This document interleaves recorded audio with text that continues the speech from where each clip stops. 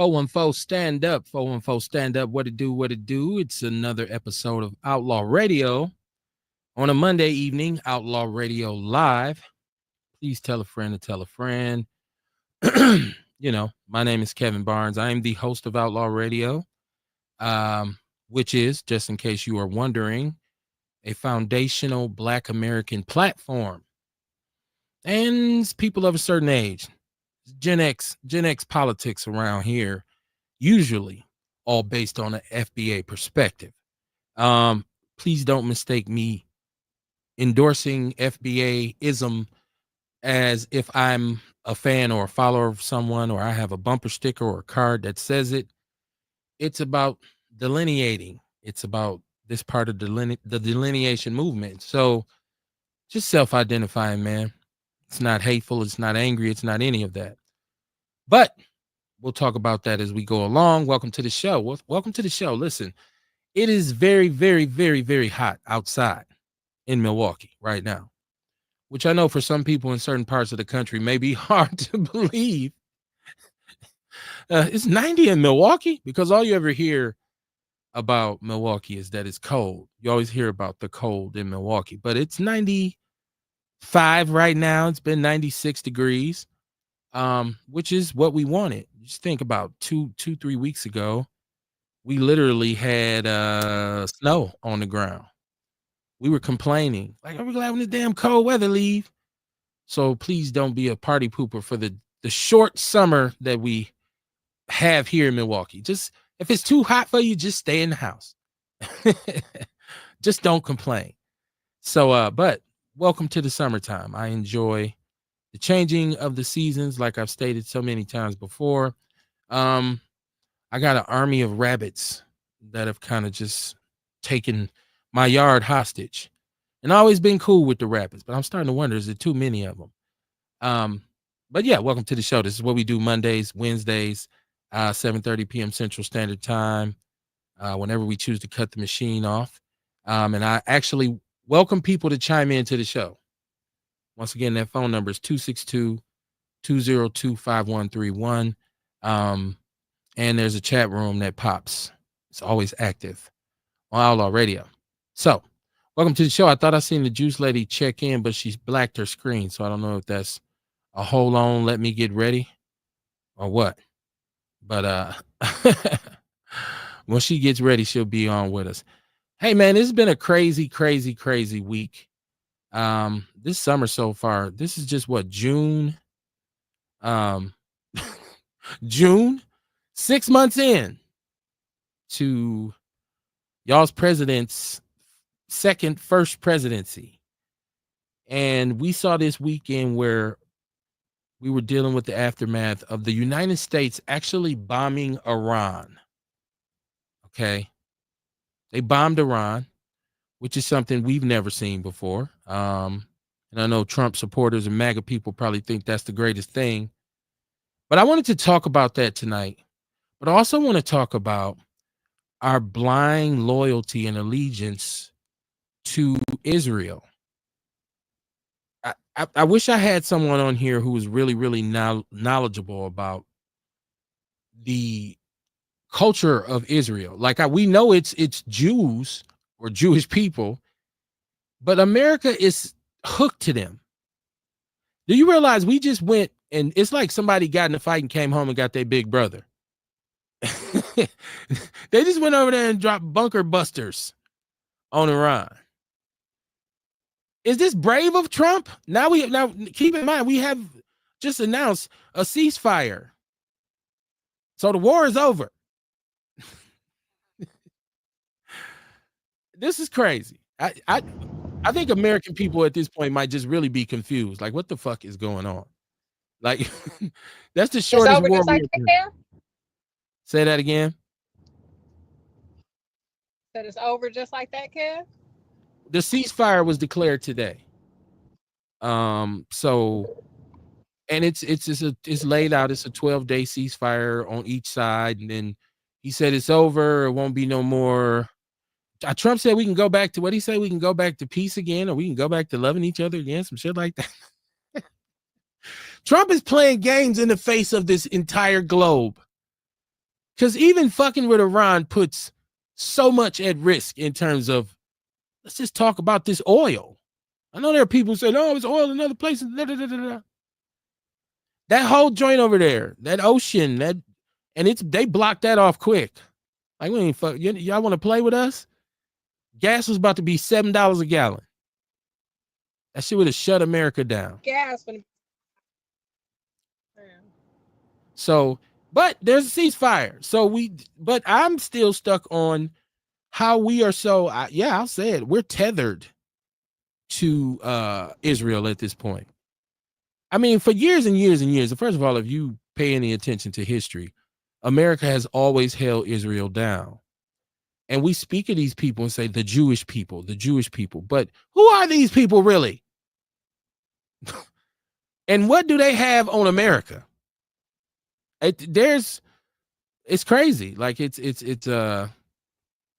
so Dion is in the chat room. He said it's about to be some BS. She said, I don't see why we attacked Iran. He walked in the chat room. What it do, homie? He threw the black fist up. I think I can read that emoji, or is that an ear? I can't see the shit. Dion, I think the question of why we attacked Iran was based on the people in that region not feeling safe with the suspicion that Iran was developing nuclear weapons. Okay. And Israel, now this is on the surface. So if anybody out there says, Kev don't know what he's talking about, I have way more in-depth information. My bad. He said it's an ear. He said he listening. I thought it was a fish, y'all. But no, so Israel felt nervous. Now, once again, we just talked about this track record of Netanyahu, who's the leader of Israel, over the years saying they were close. Iran is close to having nuclear weapons. He's close. And I thought that there was some sort of agreement made under Obama, I believe, in which they basically disarmed Iran and said, you can't have nuclear weapons. But over the years, there's this footage of Netanyahu saying, no, they're right there. They got them. And so now for the people who say this was illegal, like Trump, he couldn't even do that. He didn't have the right to do it. He didn't send it through Congress. He actually has 48 hours to submit it to Congress. Who knew that? And so he officially reported the whole thing this morning. He had 48 hours. So we can impeach him. You can't impeach him like that. Just like the governor in California who said you can't deploy the National Guard like that. That's under my reach. But the Supreme Court said, no, actually he can. So Earl Hennig said, fuck Donald Trump. People crack me up when they say that. Dion says Iran should be able to have nuclear weapons. If everyone else in the region can, then Iran should be able to defend themselves.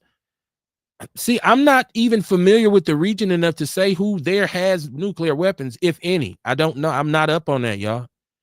Man, I'd be so focused on the micro here in America with what's going on with us. These are the things that I miss, right? But I don't know. I think maybe it's because of some of their past transgressions. If somebody knows why they pose such a big threat to everybody, I guess according to Israel, they felt like, no, because they were actually, in the beginning, they said they did that. They wanted to attack Israel because of what they've done in Gaza. See, once again, we get to talking about Judaism versus Islam. So, and this is a eternal fight over the years. You know what I'm saying? I don't know, Dion. I would have to do more research into Iran. Like, I don't have all the facts of Iran. Like, I know they have a history of some aggressive behavior. And I don't think, does Israel have I think they do have nuclear weapons. I think Israel does. Matter of fact, I'm pretty sure I've seen that somewhere. Earl Henning said, great day, bro. Love us, chocolate milk. Yes, sir. Yes, sir. Yes, sir. I mean, if we talk about this whole thing, y'all, with this whole Trump thing, our economy is in a shithole right now. See shit closing left and right. Here in Milwaukee, Pick and Save, right? closing 8 stores, something like that. 2 in the city of Milwaukee. Their parent company, Kroger, so many stores closed over the next 2 years across the country. Business is failing every day. The stock market all upside down. Companies are actually are in a hold pattern right now. They don't even know, like, hey, we can't even first create a forecast and be able to say, let's do this in terms of bringing new products or doing R&D. They can't even do that because they don't have no idea what tariff is actually going to go through, what's going to be held back. It affects how you purchase. It affects how you operate. This is what y'all want. But I just want to hear one Trump supporter say, hey, I don't think we should have bombed Iran. I don't think we should have bombed Iran. I just want to hear one. Even though nobody died, allegedly. Nobody was killed in their counterattack on the United States either. So that's a blessing. No one died. Earl Henney said they're known terrorists. Sorry, you can't have it, Iran. Okay, so there might be one of those things where they're a country that supports terrorist organizations. Like, no, you can come stay here, it's good. Okay. Al-Qaeda and all them dudes who are left. So yeah, once again, just watching, and people were kind of nervous, man. People were scared. Like, now, because they promised cyber attacks. They said they was gonna have sleeper cells all in the United States. So this is something that could potentially touch us. People were scared. And then Trump said, nah, y'all dead this shit.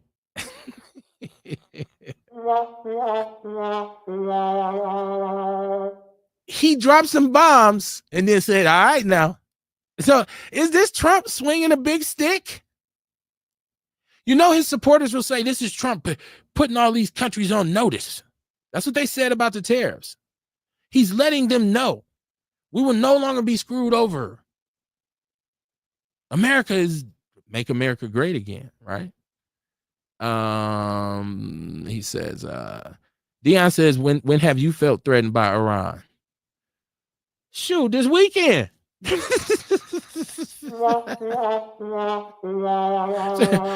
soon as them bombs hit, I was like, damn. And I'm just first of all, I'm looking at it first, like economically, I have to, you got to get up, you got to go to work, you got to move around. I was like, oh, this is going to be hell with gas. That was the first thing. And then the second thing was when I seen, okay, I don't know if we understand that we are vulnerable to some cyber attacks right now. We may be vulnerable to sleeper cells within our community because they live amongst us. Their people live amongst us. I'm walking into some xenophobia right now, right? He said people have to understand that the United States is a bully and they're trying to bully those people. What do you mean? They're trying to bully them? Like, I'm just saying, doesn't there have to be some world order? I'm just saying. Okay. Trinity B is questioning me. She said, are you FBA? I believe so. I certainly believe in the principles of it. I don't know if it's some requirement that you may be aware of that I'm not, that would disqualify me. I feel like I'm an FBA. I mean, if nothing else, I understand delineation and the need for it. So I'm just asking questions out loud. In some instances, I'm actually playing devil's advocate because you want to be able to think about something from both sides of the fence. I don't want anybody on here to get tunnel vision. This is not a Democratic tool show. It's not a Republican tool show. The only thing that is really loyal to is us. It's us, foundational Black Americans. So if it affects us, then we're going to talk about it on here and we'll try to figure it out. This is Dion once again. Hold on. I got a little bit behind. This is Earl. He's asking me, he said gas station doesn't need to live by any. And I don't know if those are all people from Iran who own the gas stations. We like to lump them in. I don't know that they're all from Iran. We say them Arabs. Dion said, look what they did to Iraq. They're going to destabilize their country the same as they did Iraq. Well, this was similar to when we were looking for weapons of mass destruction and they didn't pop up. We bombed the shit out of them over there. But they also invested in a lot of money rebuilding over there too. I'm sure they have a lot of business interests over there now. Dion, yes, the phone line is open. It is open as far as I can tell. Ewok says, man, America calls everybody a terrorist when they want an excuse to fuck with you. It was 2 seconds away from calling Ibrahim Traore one. That's finna call him one. That's finna call Ibrahim Traore one. Traore, is that how you say it? Gas stations, you don't need to live by one. Okay. Is she clapping? Is that a clap emoji, y'all? Y'all help me out with the emojis. Peace to you, my sister, Trinity B. Are you an FBA? I don't think we've ever really even asked that question. As much as we talk about it on the show, maybe I've asked the panel at one point or asked some of the guests that were on, but I don't, because for me, it doesn't matter to a point where like I will or won't rock with you.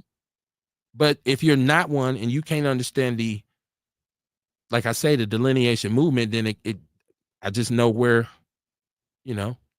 I know where your head is. So certain things I'm not going to even talk with you about because it's not something you are interested in.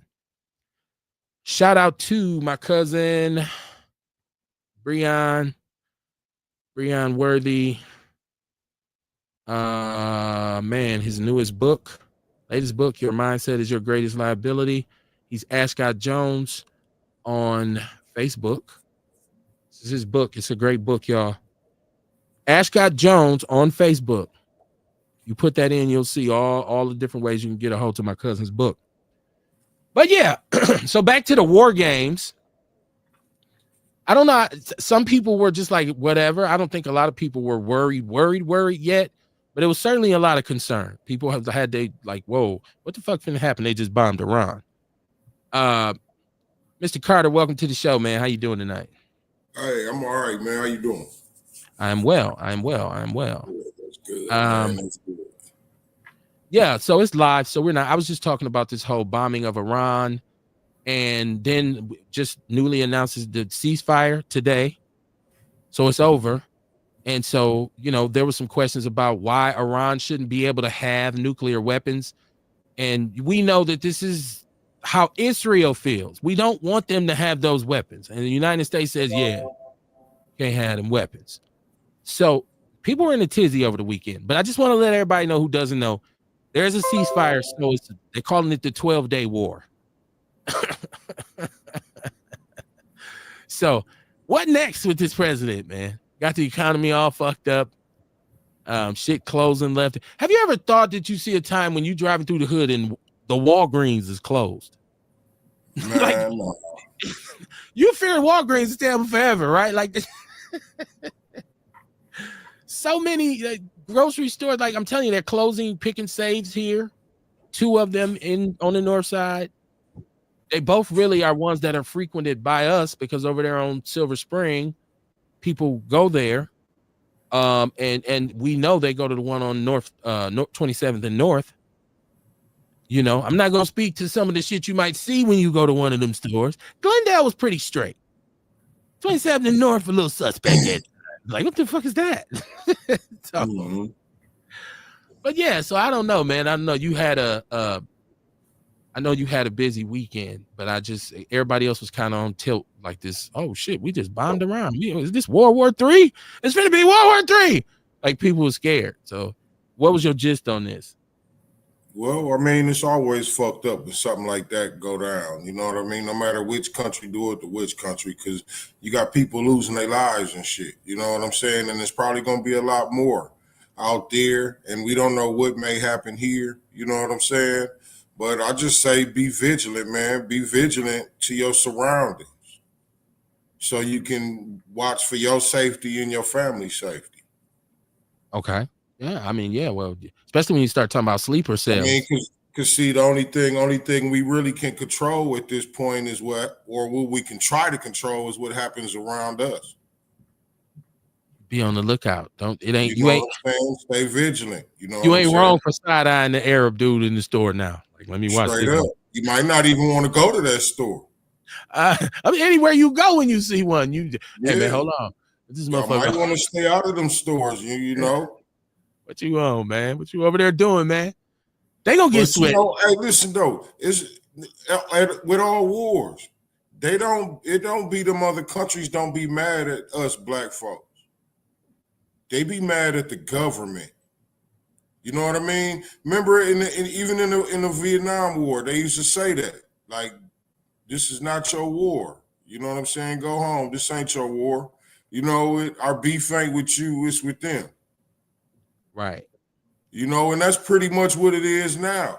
I remember watching a bunch of videos when Trump first got in office. It was a bunch of people from other countries saying, you know, that they beef ain't with the citizens, it's with them people in charge. Well, I be talking to people in the community, and a lot of people think like it ain't gonna be no American. Like if somebody tried to take the orange guy life or something, it wouldn't be an American. It'll probably be another country, somebody from another country. I mean, that would make an attempt at it. We just had this conversation on the last show about people say, well, they'll sell you on the narrative that they're jealous of our freedoms. They hate us because we're free.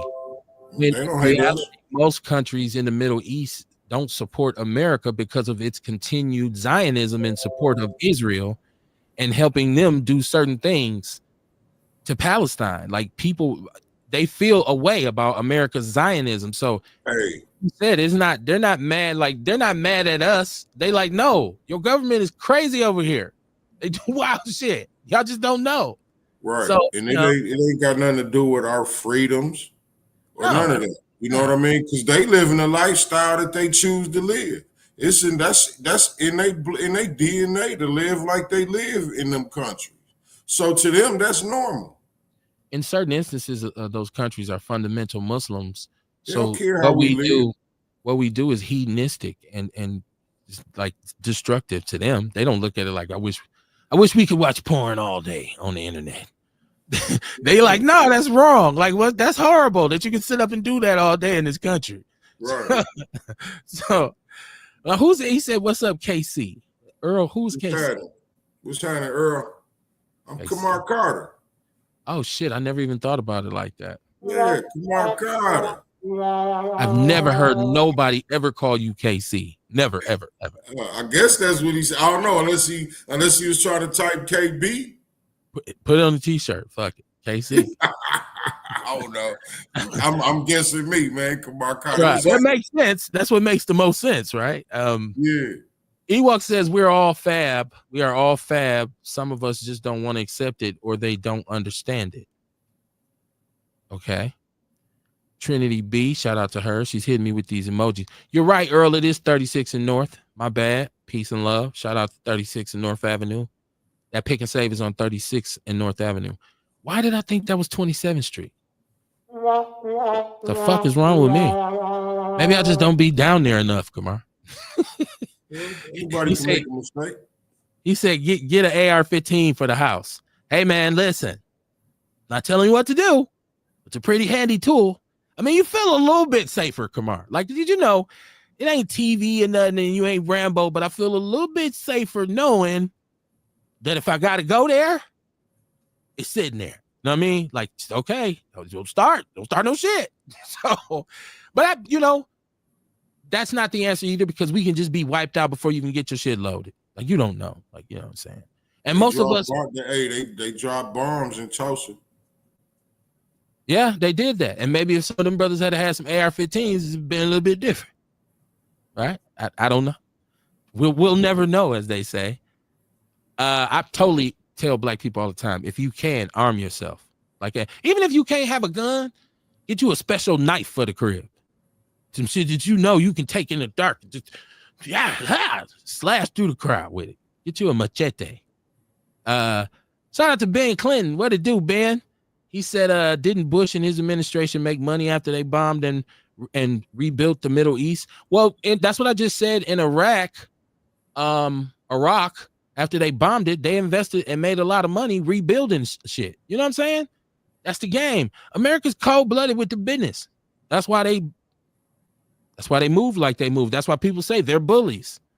Hell, we got an economy to feed. Like, we need products, Kamar. We got more cars, more all this other shit. People don't fuck America. Yeah, take your ass over there and think it's gonna be sweet.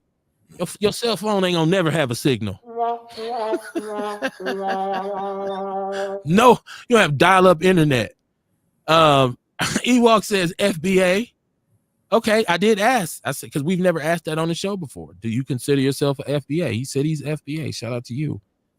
Carrie Walker Jones in the chat room, she said in them same countries, they rape and marry kids, so their beliefs are just as fake as some of ours. Great point. Great point. I mean, you know, yeah. Nobody, regardless of how self-righteous a lot of us might be, none of us are pure like that. There's some issues within all of our cultures. Nah, man. All of them. Right. Shit.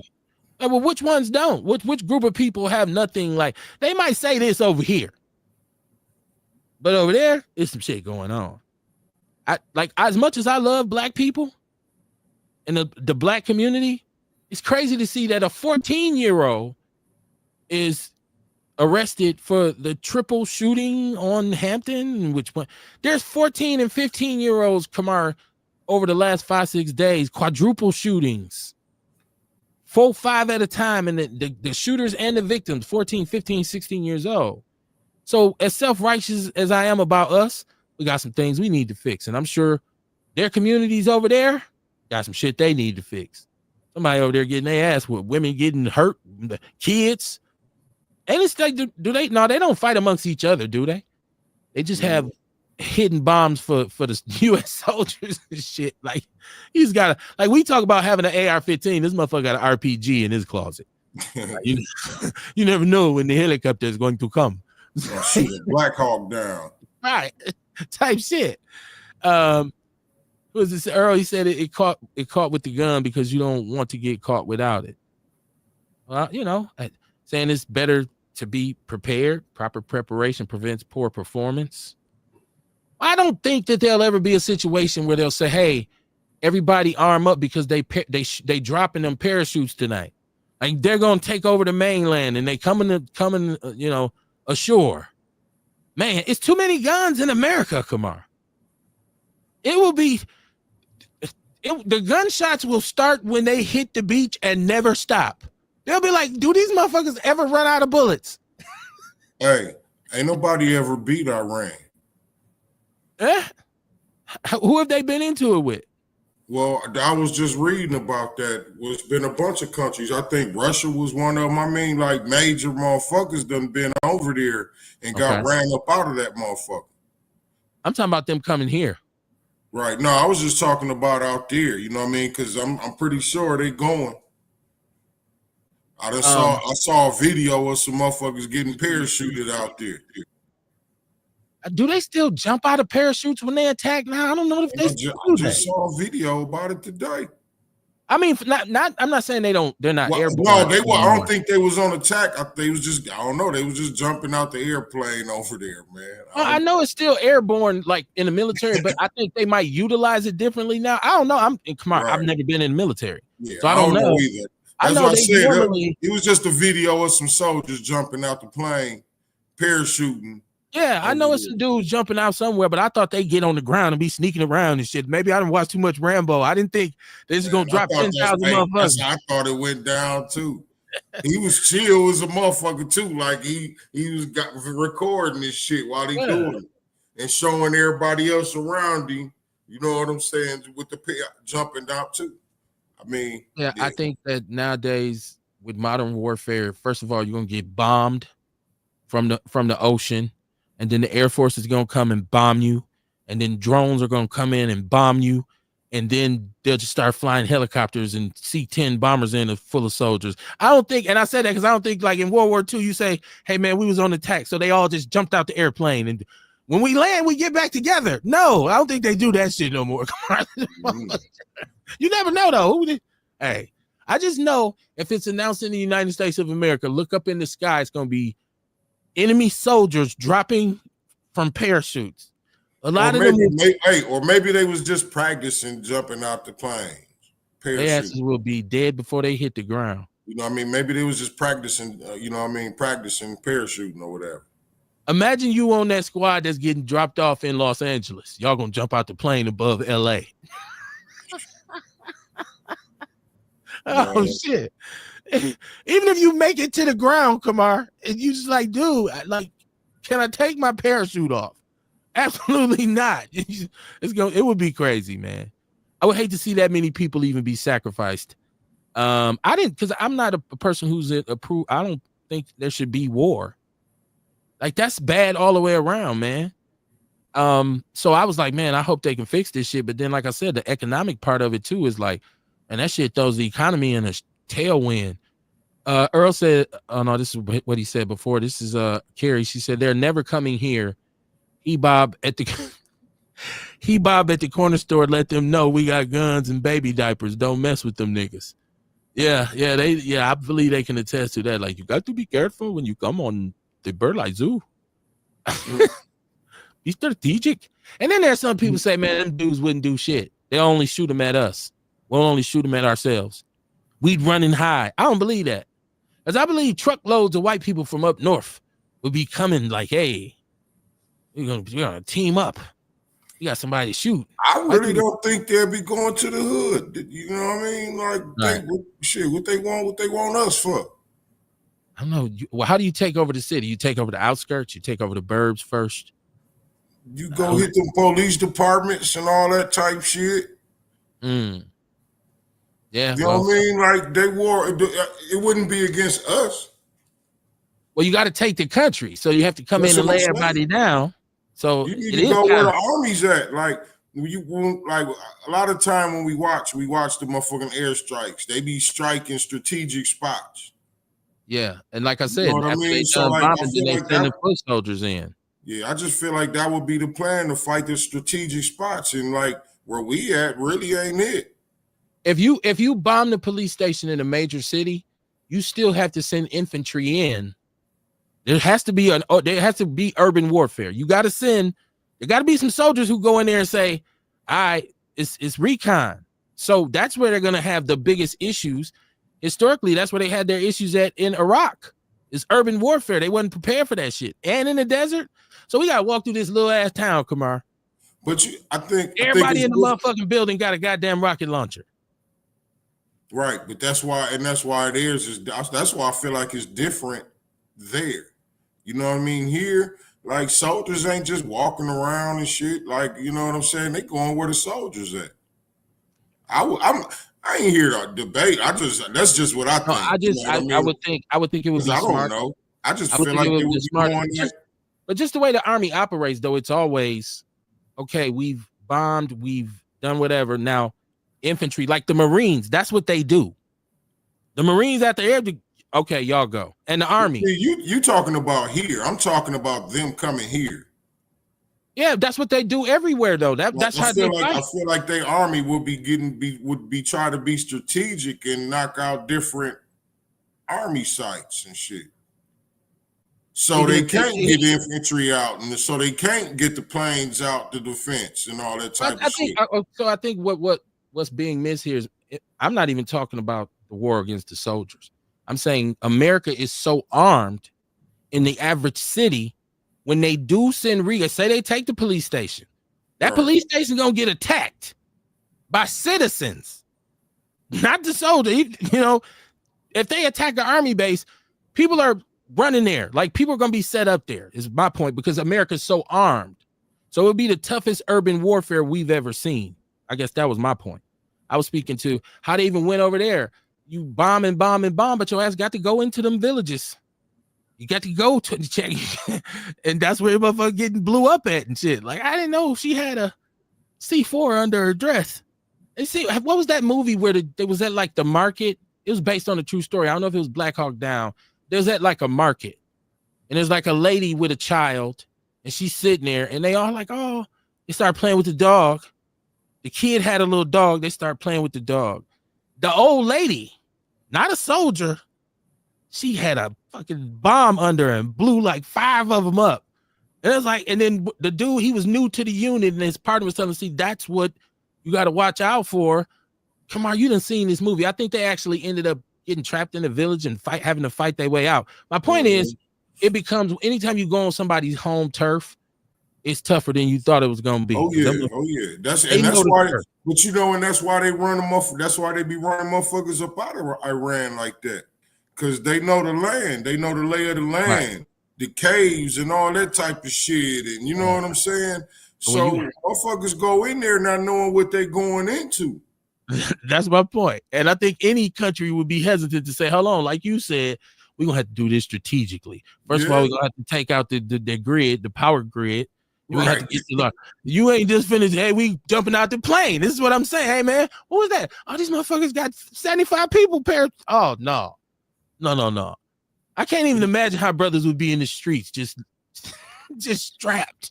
Like, hey, cuz, they try to take over the hood, cuz.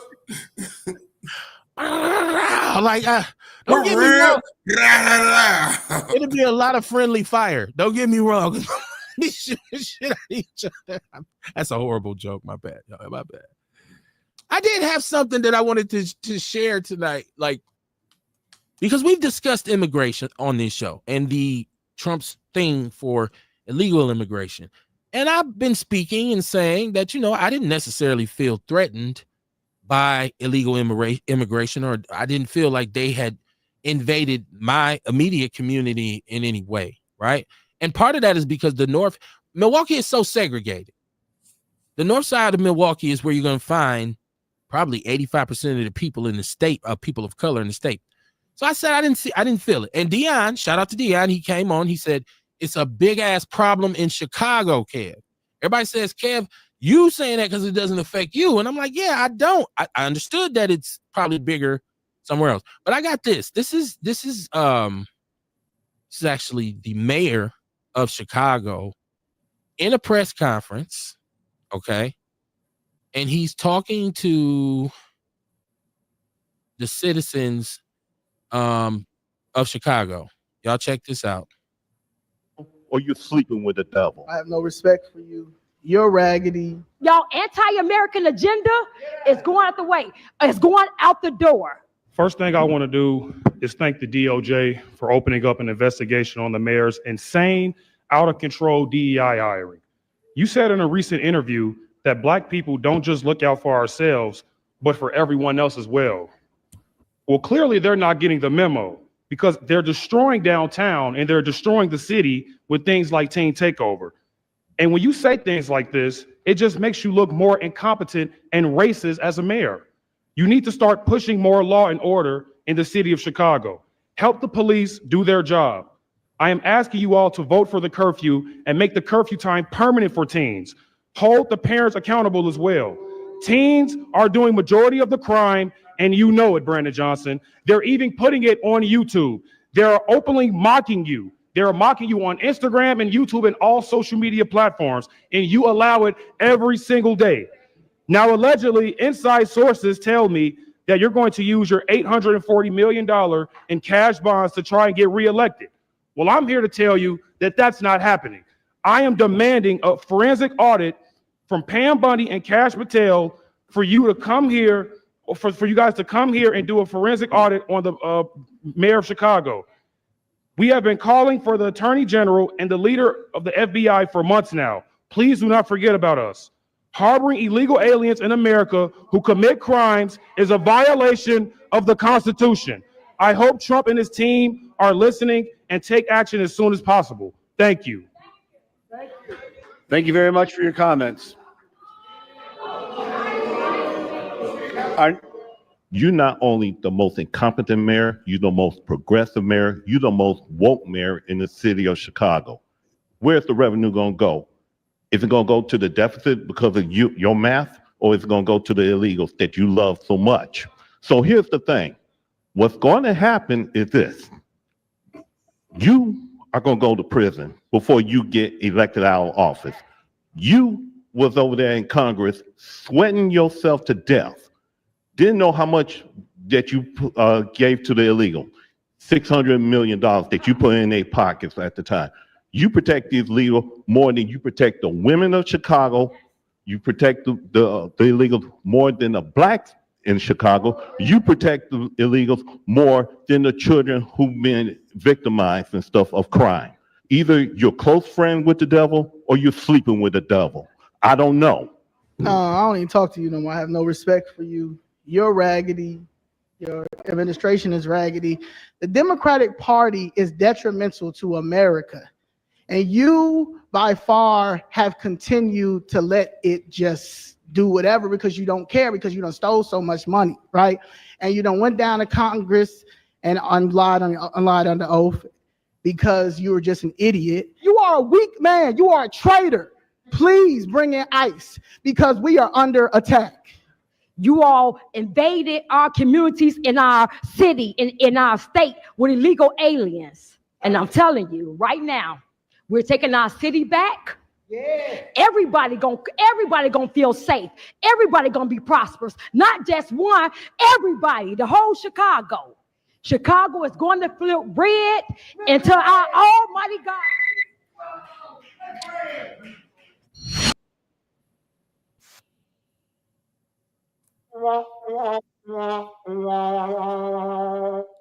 Okay, so there's a lot to be said with that video, Kamar. Could you hear it? Yeah. Okay. Just first of all, obviously this was a crowd that was pro Republican and pro Donald Trump, right? And so I kind of did that on purpose because we kind of look at this thing, Kamar, as, you know, us as foundational Black Americans, like, we ain't fucking with him. We're not fucking with them, right? And so it's not our norm, except for Orlando, to hear that sentiment from our community. But the overall point of it is that they do, in fact, feel very threatened by what's being done with illegal immigrants. And Chicago, I believe, is a sanctuary city. So there is a level of discomfort. I'm tone deaf to it because I just don't feel that against Latinos. I don't feel the angst. I don't feel the pressure. I don't see them as invasive. I felt like they was talking more of like all the immigrants who they let in the city. I felt like the ones who they was paying off and shit, giving vouchers and shit, and you know what I'm saying? I was letting them stay outside the police stations, camping them out, busing them into the city and everything, like the Venezuelans, and they was talking about the different gang members going at the other gang members from Chicago. And that, you know what I'm saying? I think they was talking more to them. Yeah, that's what I'm saying. Once again, and that I haven't seen that sentiment over here. Yeah, but that in here, I don't think it was such though. But we're sanctuary city as well. And then also felt like some of them people may have been Democrat and switch over to Republican behind all that shit. That's what it sounded like that lady was saying. That's a specific group of people. You see, they had on red ties. They had on red. Yeah. They said, we're going to flip the state. I get that. But my point was, it was really just me saying, and like I said, being tone deaf about how we as people of color feel about illegal immigration. Because I'm like, over here, it hasn't like affected me like that. They're saying we've been invaded. They're over here destroying our community. In Chicago, they have. Because like I said, we was talking about it on the shows before. We was talking about how they was busing the immigrants into Chicago and just dropping them off, leaving these motherfuckers in the city. That's a fact that shit was happening.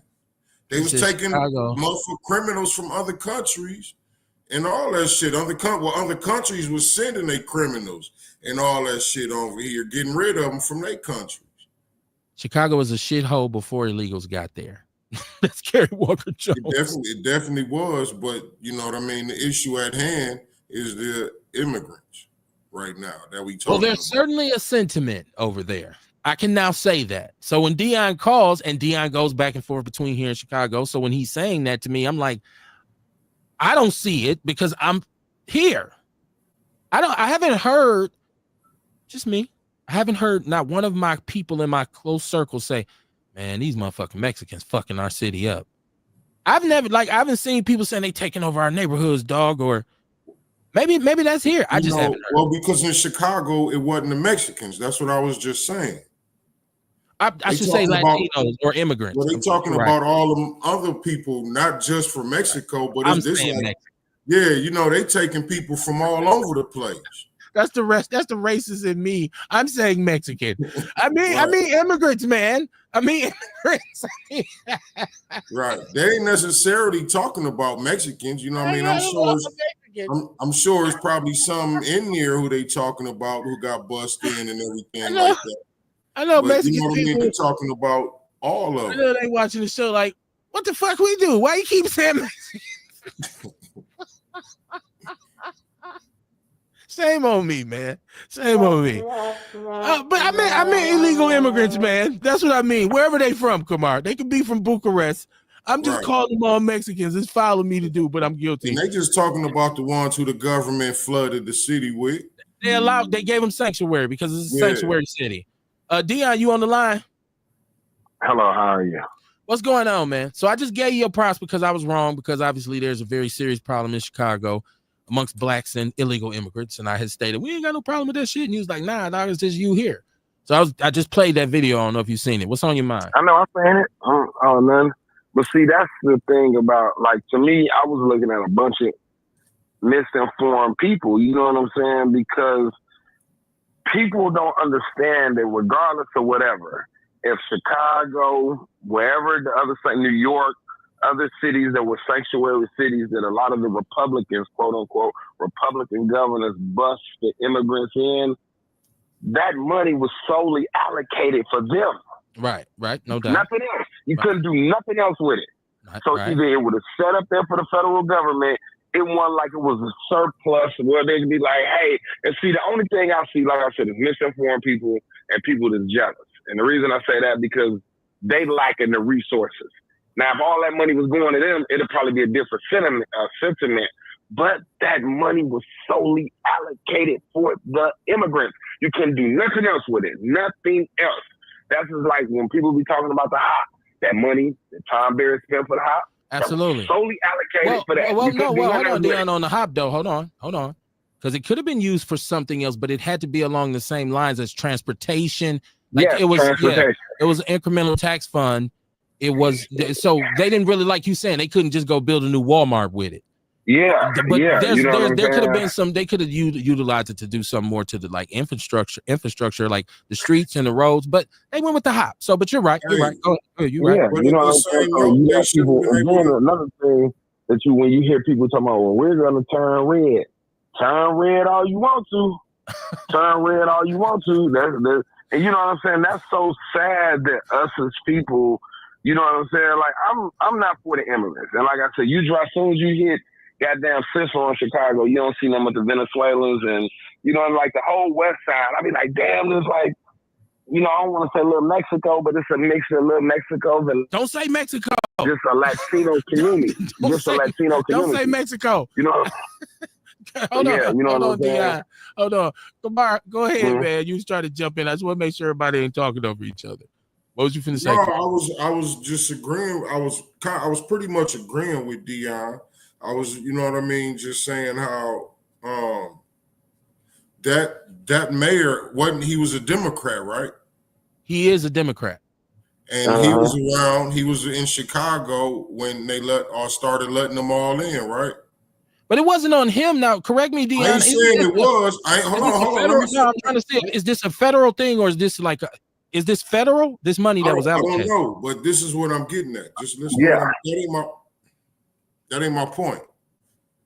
My point is, if he's Democrat and he was in charge of Chicago, I'm saying the mayor of Chicago at that point, a lot of them gonna take it to him like that.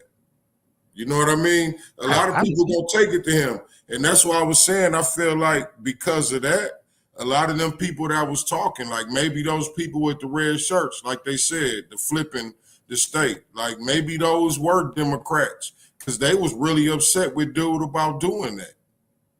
So I get your point, but Dion, I guess my question was more for you because obviously if it's a shit sandwich, it gets dumped on his lap, right? He's the mayor. Right. But if this is federal, they're going to the wrong person, aren't they? Like, unless they say, no, you should have told the federal government no, because that sanctuary shit, that's federal, correct? I would say at least Yeah. fight this. Yeah. Well, has he now, Dion? You're more familiar with him. I know he replaced because they had the lady, Lori Lightfoot. Yeah, Lori Lightfoot. she left office looking like Valeria's You know what looks the hell angry she all the was. time. they wore her ass out in Chicago. She left office looking like a Muppet. Like, dude, I don't even give a fuck now.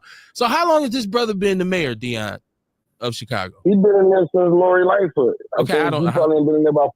He's been there about 4 years almost. Okay. Now, do you have? Is he? Do you see him as good or bad for the city? We only got that one kind of perspective of obviously the people who feel like aligned with the red.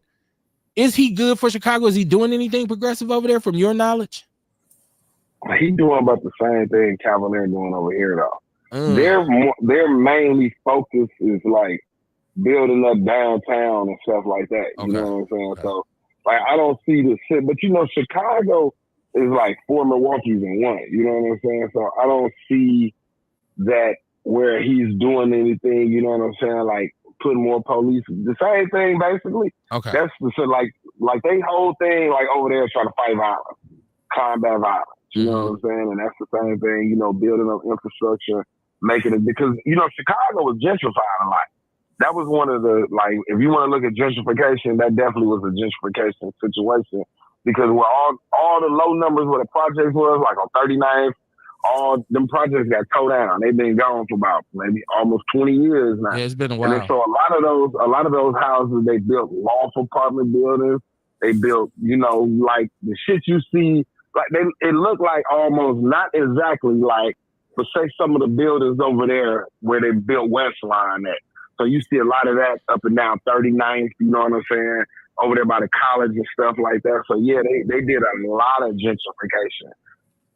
Right. Well, just like any other major city, right? Yeah, you know what I'm saying? Yeah, they did a lot of the gentrification, you know what I'm saying? So that was the whole thing with that right there, you know, but as far as like him, he just basically, like I said, he on the same thing Cavalier on, you know, just trying to protect the city. You know what I'm saying? You know what? I guess I picked that. I guess I picked that because it's us.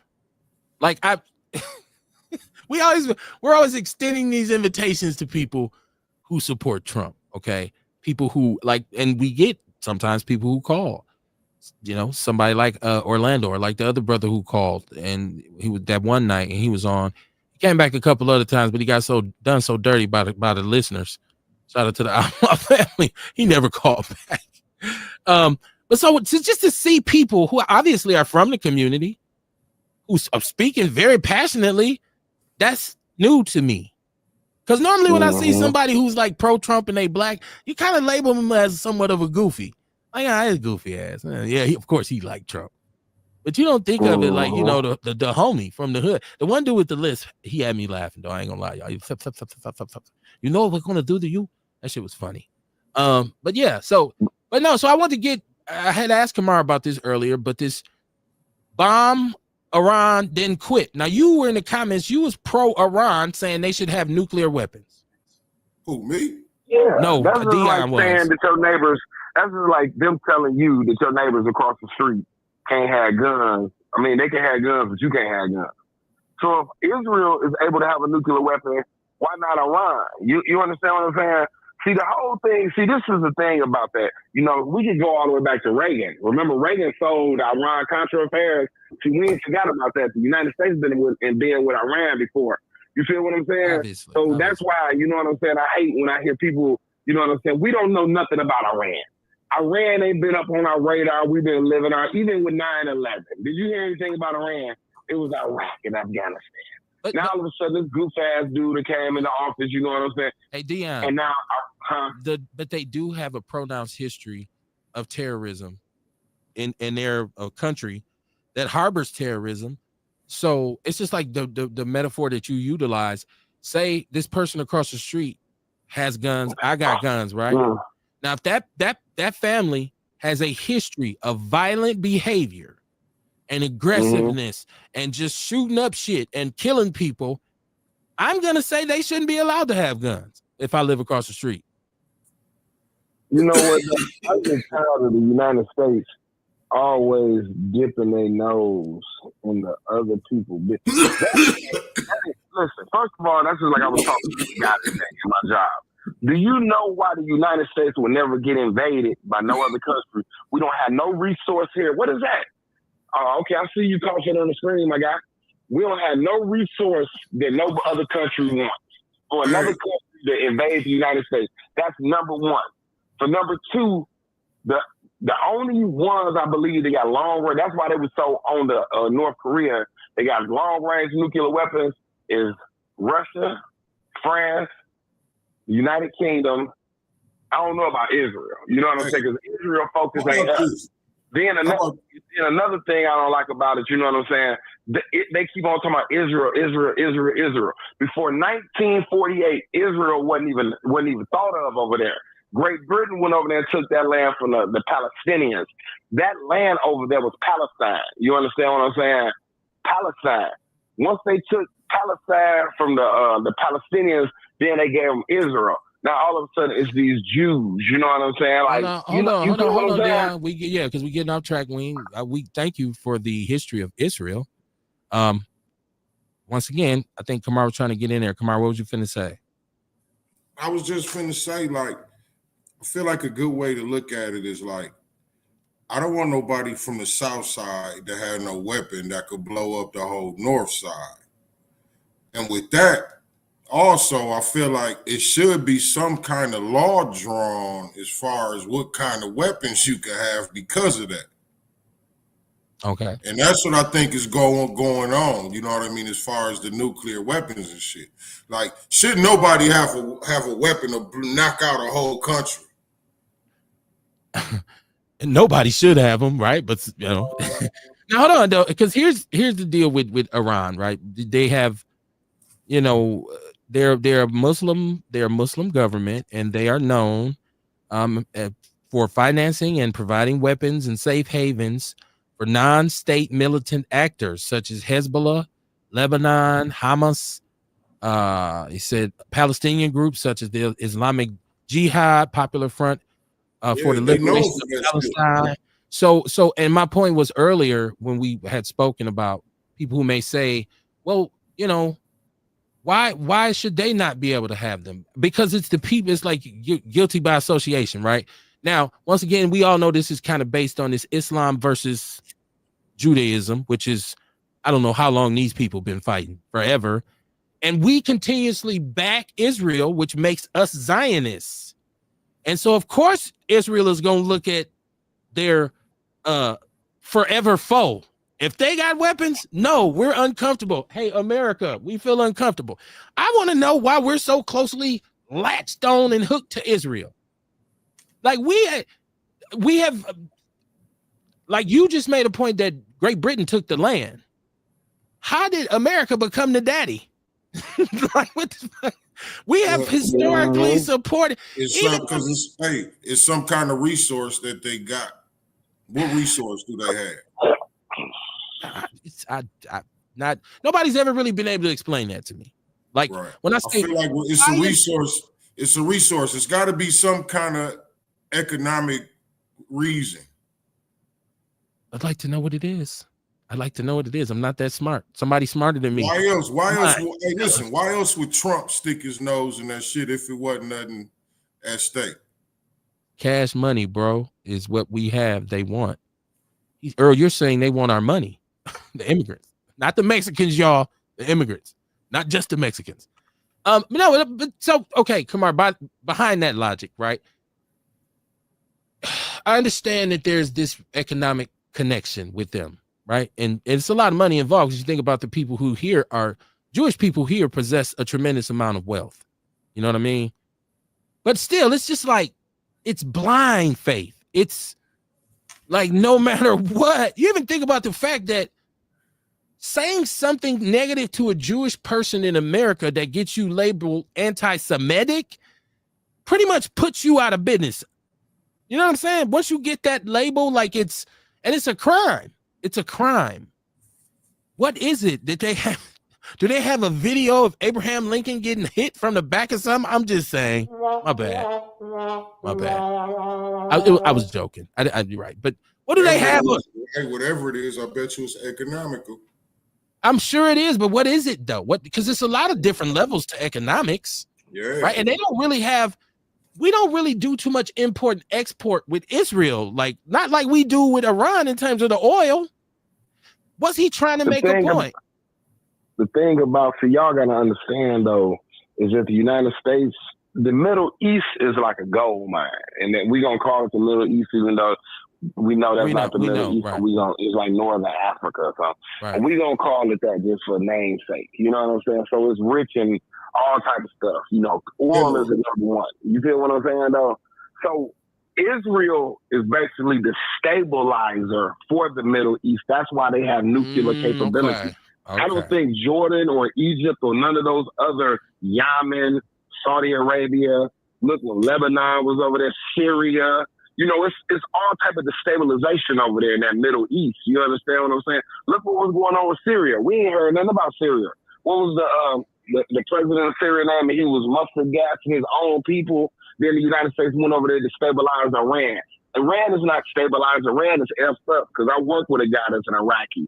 And this is a little bit off base, but not too much. I didn't know it was offensive to ask him, was he a Shiite or a Sunni? He looked at me and was like, in Iraq, if you ask that question, I mean death. If you say the wrong thing, but that's it does though. You know what I'm saying? But you know, and you know, so when you look at that Middle East area, it's destabilized. That's true. That's very true. How long has it been destabilized though? Because they have a holy war going over there, and it's what I just said, between Sunni and Shia. You understand what I'm saying? So it seems like it's always been unstable, but I feel like our involvement with that area after World War II, and you got to understand, America is super dependent on fossil fuels. Like, because this is why we get to drive like we drive. We got airplanes, we got boats, planes, trains, automobiles. We bust down more gas than everybody, right? So real is. I wasn't listening to y'all. I was looking it up, but it just says that their primary natural resource is natural gas. Israel? Yeah. Okay. There's one maybe reason why but you're gonna fuck over the place where you get more oil. You just said we burn the hell out of gas. But they got more oil in Iran. They control more oil than Israel. I don't know. Maybe they feel like, I don't know. That's why I said I need somebody who knows. Maybe that's the resource they could get the closest hold of. I don't know. I know what's going on the north side of Milwaukee. I don't know what's going on in the Bay of Hormuz, right? Like, I just know it's been unstable for a very long time. And I do understand that there's a connection to the fossil fuels, so gas, oil, whatever, you know, that kind of thing. I understand that. It's got to be something else, though, Kamar. Got to be something else. Like, have we ever criticized them for anything? I don't recall a situation where the American U.S. government, like, we denounce Israel. And you know, when they was fighting the Palestinians for a very long time, and I remember this when I was younger, they would announce, hey, a terrorist leader, a Palestinian terrorist leader was killed today. He was driving in his car with his entourage, and 2 jets came out the sky and blew him up and went back and landed. And I used to be like, damn, they just send airplanes after cats over there. But nobody acted like it was bad. It was like, hey, man, it's cool. It's Israel. So, some people, Zionism, man, y'all look up Zionism, really, because that's what this is. America, but Obama was. There's not been a president who hasn't been. You know what I'm saying? So, and people say, hey, Zionism don't mean shit. All right. That's a whole other conversation that we can get into. If y'all want to hit the share button for the show. Now, we were on Wednesday. So Juneteenth was Thursday, correct? Yeah. Last Thursday. Looked dope. No report of violence. You was there. What was the vibe? Man, it was dope as shit. You know, I had a ball, man. You know, I had a ball. It was so many motherfuckers there, man. I mean, it was amazing. I don't even know what to say. You know what I mean? The vibe was dope. Like, it was a lot of black men that was speaking. You know what I mean? There wasn't no bunch of bad looks from people. You know what I mean? People was kind to each other down there. It was dope as fuck. It was hot as shit. You know what I mean? Wasn't nobody let that irritate them. You know what I'm saying? It was just smooth. It was smooth, man. You know what I mean? Hey, listen, I got a lot of people came and said, hey, you the real OG. I know you. I follow you. Dog, I got a bunch of action like that, man. I had a ball down there, man. Yeah, I seen you took a lot of pictures, but it was Yeah, hot. It was hot. It was hot. very hot. It was hot, yo. Now, Dion, did you get down there with the puppies? No, I didn't take the dogs because I knew it was other dogs down there and they want to eat shit off the ground. Okay. I just went down there. I went down there, I parked on 9th and Locust, walked down there, walked from Locust to Chambers. Because I had a mission when I went down. I wanted to see the people on the broadcasting stations that I be listening to. Okay. So I seen both of them. And then I got up out of there though. You know what I'm saying? Because it was hot and I had to go to work later on that day anyway though. Okay, so you went to see your heroes, Tory Lowe, and what's the other dude? No, I don't fuck with dude. I ain't even speak to dude. Sherwin Nope, Hughes. he wasn't down there. No, he wasn't even down there. I got to flirt with Melanie as always. You know what I'm saying? I be flirting with her and talk with some of the other people. You know, seeing a couple of people that, cause you know, the one radio station they be having like little get-togethers, little social activities, and I've been to before. Seen a couple of people there, chopped it up with them. Okay. And then I went over to 860. I had a chance to chop it up with a few people over there, and I left. Okay, now, did either of you get to go, or I shouldn't say get to, but attend? Well, I know you didn't, Dion, but did you go to the Summerfest joint? Come on, or Nah. Okay. Nah, because I seen it. I seen the footage of Genuine. I was like, it was crazy. I was like, dude, what's Remember I told you I did an event when he came here? I had catered Vitality to the event, and I was talking to him for about 2 hours and didn't even know it was him, dog. Was he drunk? Because he was drunk as hell. Well, he wasn't drunk, but I mean, he just don't look like him no more, and that's probably why. Well, the problem with this song is he didn't really perform. He just had the music playing, and he would say like 2 words, and his backup singers were singing their ass off. He wasn't singing his songs. And then he's walking around with the stage. People's in the crowd dancing. They're like, "You working harder than Genuine." Like, it went viral for being like just a horrible. Yeah, I seen that shit. Like, oh my God, I didn't go. He ain't got it no more.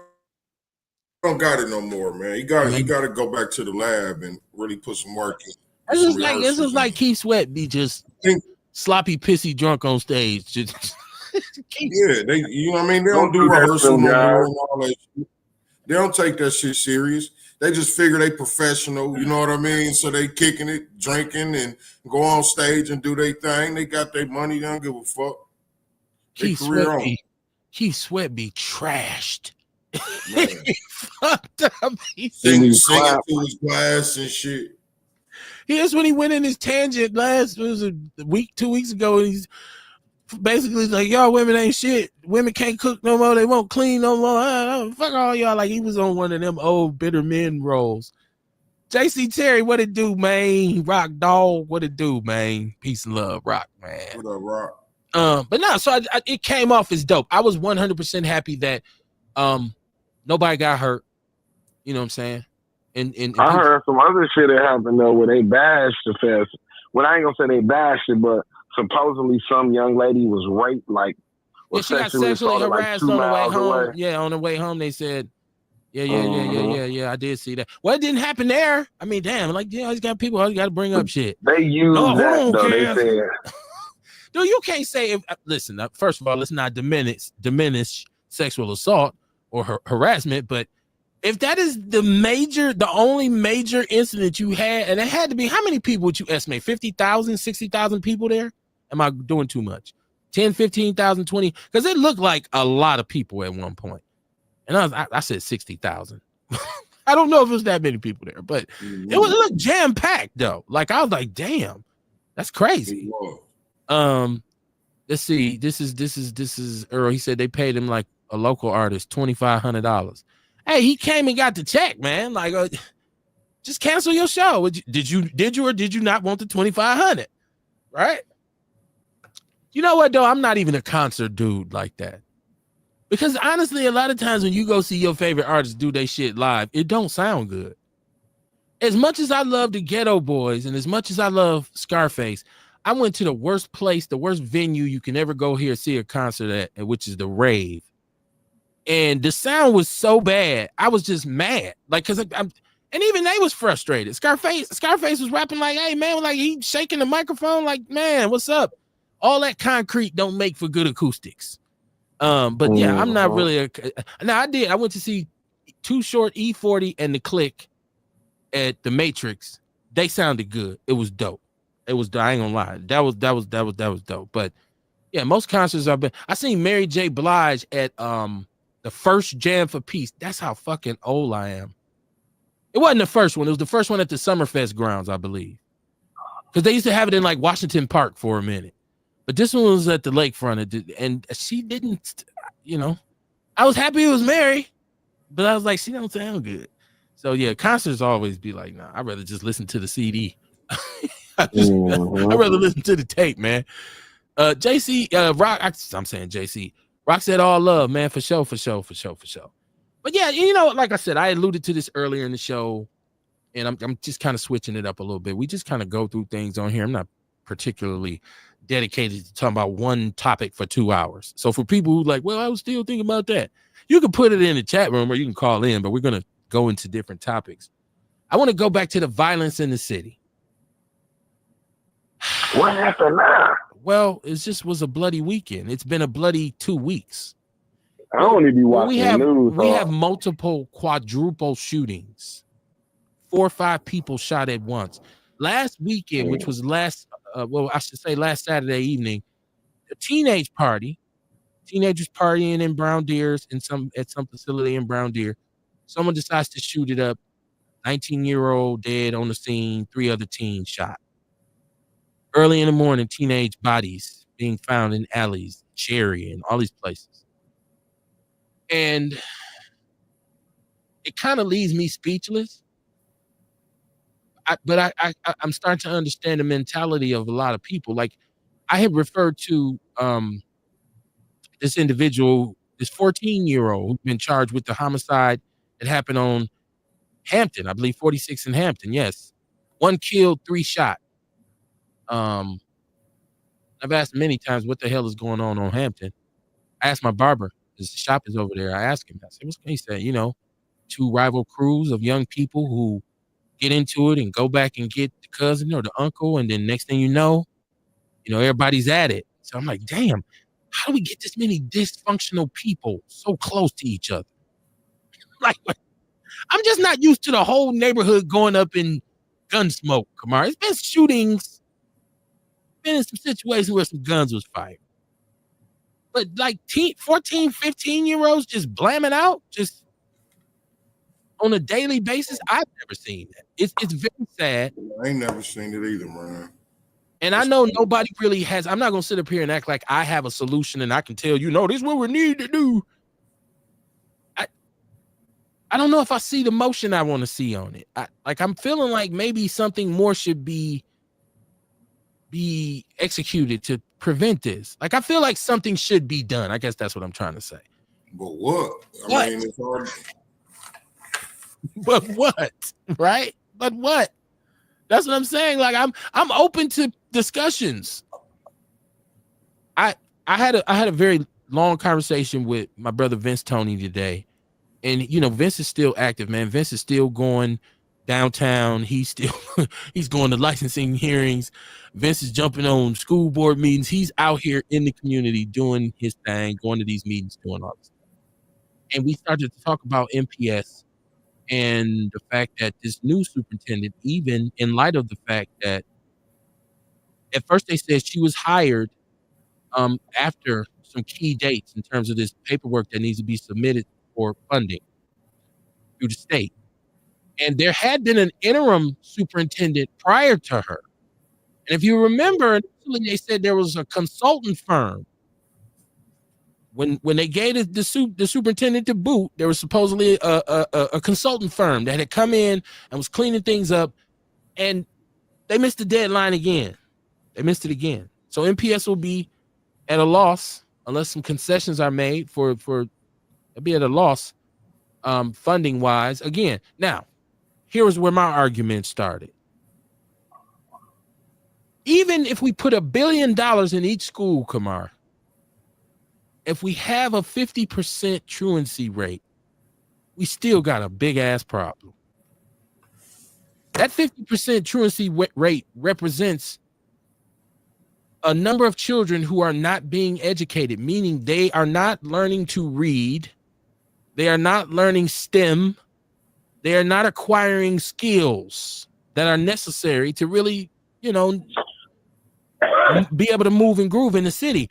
That generation of children is going to be a generation of adults that are going to be so under-equipped to face society. It's scary. You think it's crazy now when you see desperation? When this group of kids get out here into society and be like, I can't read, I can't write, I ain't nobody gonna hire me. Shit, it's on. So one of my biggest questions is, if we're gonna start putting something in the way of violence, should we not start with the fact that we got to get our kids back into schools? Like, we got to get them going back to school, Kamar. Like, to go, you get suspended. You go, you flunk out. But 50% are just not going. So I think there needs to be some focus. Nutrition in school. Nutrition. Okay. Okay. You gotta feed the brain. Every organ need minerals, man. And you know what I mean? And your brain need minerals. Mm-hmm. Okay. Gotta feed it. And our kids ain't eating right. Even the food that when they are eating, they ain't eating right. You know, you ask kids, what you eat last night, or did you ate good? They talking about when you ask them, do you eat good? They think eating good is like steaks and shit like that, and you know what I'm saying. But there really ain't no minerals in the steak, you know. And I ain't knocking nobody that eats steak and nothing. Don't get me wrong, but I'm just saying, like, when we think when you hear somebody say, "Yeah, we eating good over here," you know what I mean? They talking about steak, seafood, boils, and all the stuff that you really ain't getting no minerals out of. But really eating good is eating something that your body can really do something with. So I thought you were going to say something like Flaming Hots or like really highly processed food. He said steaks. I was like, oh, shit. Because that's what we think. You know what I mean? Like, I know me, like, over the years, all my years, I always asked me what eating good was. That was where my mind went. But hold on now, because eating a steak, I'd rather give my kid a steak than a bag of Doritos or some ramen noodles. Yeah, no doubt. Or like, you know, we go to these restaurants. Well, and Kev, you know, this is me. This is me, Kev. I gotta be all the way 100 with. As soon as you said steaks, I already knew it was all you. Like, there's no doubt about that. That's what I'm saying. This is me talking. Like, me being who I am, I gotta teach what's right all the way. I can't hold no punches. I gotta just say, you know what I'm saying? Steak ain't eating good. That's not good eating. That's fine. Yeah. But when I work with kids, like when I work for the Boys and Girls Club, we worked in community meals, like feeding kids, right? Yeah. And so what were we feeding them? We were giving them, you know, milk. We were giving them, because you can get the meal, the prepackaged meal, and it would be like a peanut. What's those Krusty's peanut butter and jelly sandwiches? Yeah, they may have a piece of fruit in there.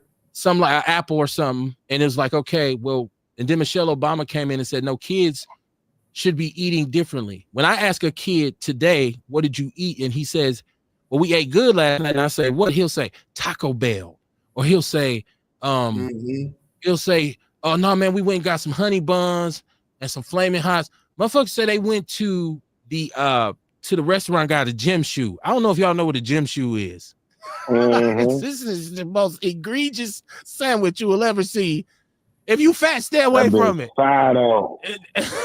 I've never had one, but I'm saying, when I hear his definition of somebody saying they ate good, young people don't identify with natural food as good. Like, they don't say, yeah, man, you know, we ate good last night. We had some ribs. They'll be like, we had some hot dogs and some no, they don't eat hot dogs. What they call them, glizzies. And that's because it's even worse. The mindsets nowadays in the young people is worse than when it was when we was kids. Exactly. But when we was growing up, that's what eating good was. It was like collard greens. Like, my mother would cook peas and beans. Yeah, so if you said when we ate good, we didn't eat no the worst thing we ate was fish sticks and hog head cheese. That's not processed either, though. So My point is that I agree that kids are malnourished, but I think we have a bigger problem with processed food because these kids eat. Have you ever looked at some of the shit in the store when you go in the corner store that you see little kids in there buying? You look at some of the shit they're eating. This shit is all like super. Now you got to agree with old Frogger voice, RFK, and these dyes and these preservatives chemicals that we put in food here for mass consumption that are illegal in other countries.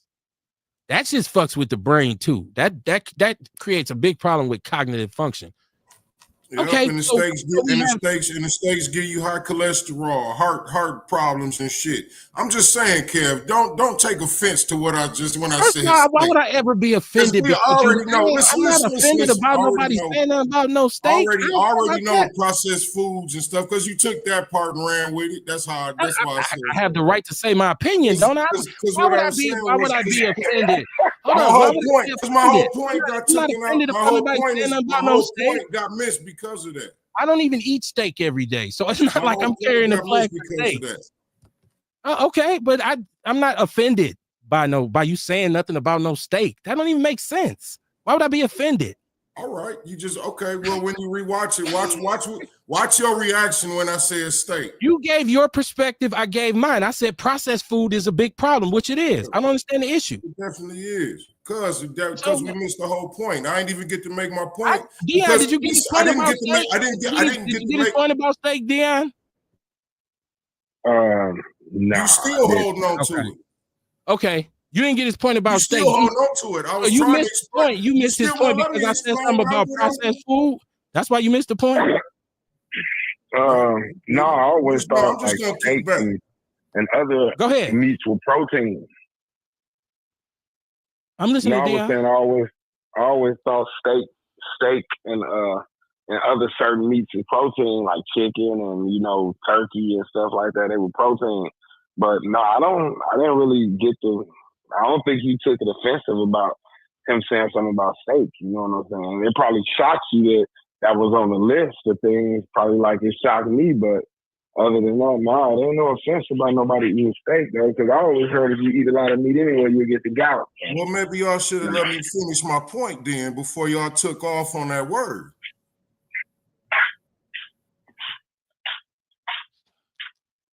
Earl says, say no to kale and coconut water. What's wrong with coconut water? I thought that was supposed to be healthy for you. Hell yeah, coconut water, fine. And kale. I thought that was better than... Yeah, kale good too. Who said that? Bro, he tripping tonight. That's Earl Henning. He says, say no to coconut. I can't drink coconut water, though. It doesn't taste good to me. You don't like coconut, man? I like it. It's expensive, though, but I like it, though. Maybe I had the wrong kind. I don't know. It wasn't that good to me. I've eaten kale before. I'm about to eat me one of these Moo and Oink mild turkey links, so I know ain't no nutrition in that motherfucker. But a who? It's gonna go down this esophagus. It's a Moo and Oink. Moo and Oink. Well, y'all didn't have no Moo and Oink here in Milwaukee, but Moo and Oink it used to be basically a meat house in Chicago. So when I ain't been in Chicago in a couple of weeks, and our kids up here for the summer break, so she been spoiling them motherfuckers. But so I was at Pete's down on 3rd Street, and I seen they had the Moo and Oink sausage links, because I barbecued this weekend, because I ain't do it last week for Father's Day, so I did it this weekend. I made me some sausage links, turkey legs, and chicken. Okay, they call it Moo and Oink. I thought you said you were eating a hot dog. Yeah, they like the Mississippi Red Roses, the Magnolia sausage. You know what those is, right? Hell yeah, I know. Now that's full of red dye. That shit turns the water red when you boil it. Yeah. That's shit. What's in that sausage, man? What is that? Is that pork? I don't even know if they got a classification for that. What the fuck is in that shit? He said it's kale. Good, whatever it is. This is Rock. He said kale is baby greens, right? I don't know. I like kale though. Kale good as a bitch. He said that was a joke. Drink a lot of coconut water and pineapple juice. Okay, he was joking around when he said that about coconut water. So now can we make the official announcement that there's a cure for AIDS? They need a cure for cancer. Fuck AIDS. Well, no, you see the announcement that now they have this drug. You take it is it 2 times a week or 2 times a month, and it prevents HIV. And I know that I've seen commercials with, you know, if you are in threat, if you're in jeopardy, or it's a threat that you could acquire HIV, there's pills you could take. But you know, you always thought when they came up with a cure for AIDS, it would be the biggest news you've ever heard. It seemed like they just slid this on us. You know, like, okay. And then what was that Wednesday when somebody called in and said that AIDS was man-made anyways, and so that they had always had the cure? I was like, okay, because we always thought it was that was you, Dion, talking about the monkey. The monkey in Yeah, Africa. you know damn well AIDS ain't coming from a motherfucking monkey. Them white folks made that shit, trying to eradicate the people over there in Africa so they can steal their resources. There's some low down dirty motherfuckers, but I ain't gonna woo. This is Carrie. She says too much kale and broccoli can prevent your thyroid from functioning correctly. Too much kale and broccoli can do that? Too much of anything can do something to you. Shit. Okay. I've never heard that. I didn't know that. I didn't know it was, especially broccoli. I thought broccoli was a superfood. A said they've been had a cure for AIDS. Magic been used. Yeah, Magic did just kind of, 1991 when he came out and said he had AIDS, and then there's like you can't even detect it in his system now. So yeah, so I guess money, you know, if you got, well, look how many rich people actually still died from it.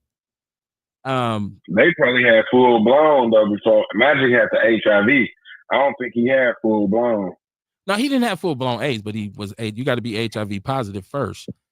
Earl Henning said 2 times a year. So this shot is 2 times a year. Man, the condom business finna go. This condom company's finna go out of business.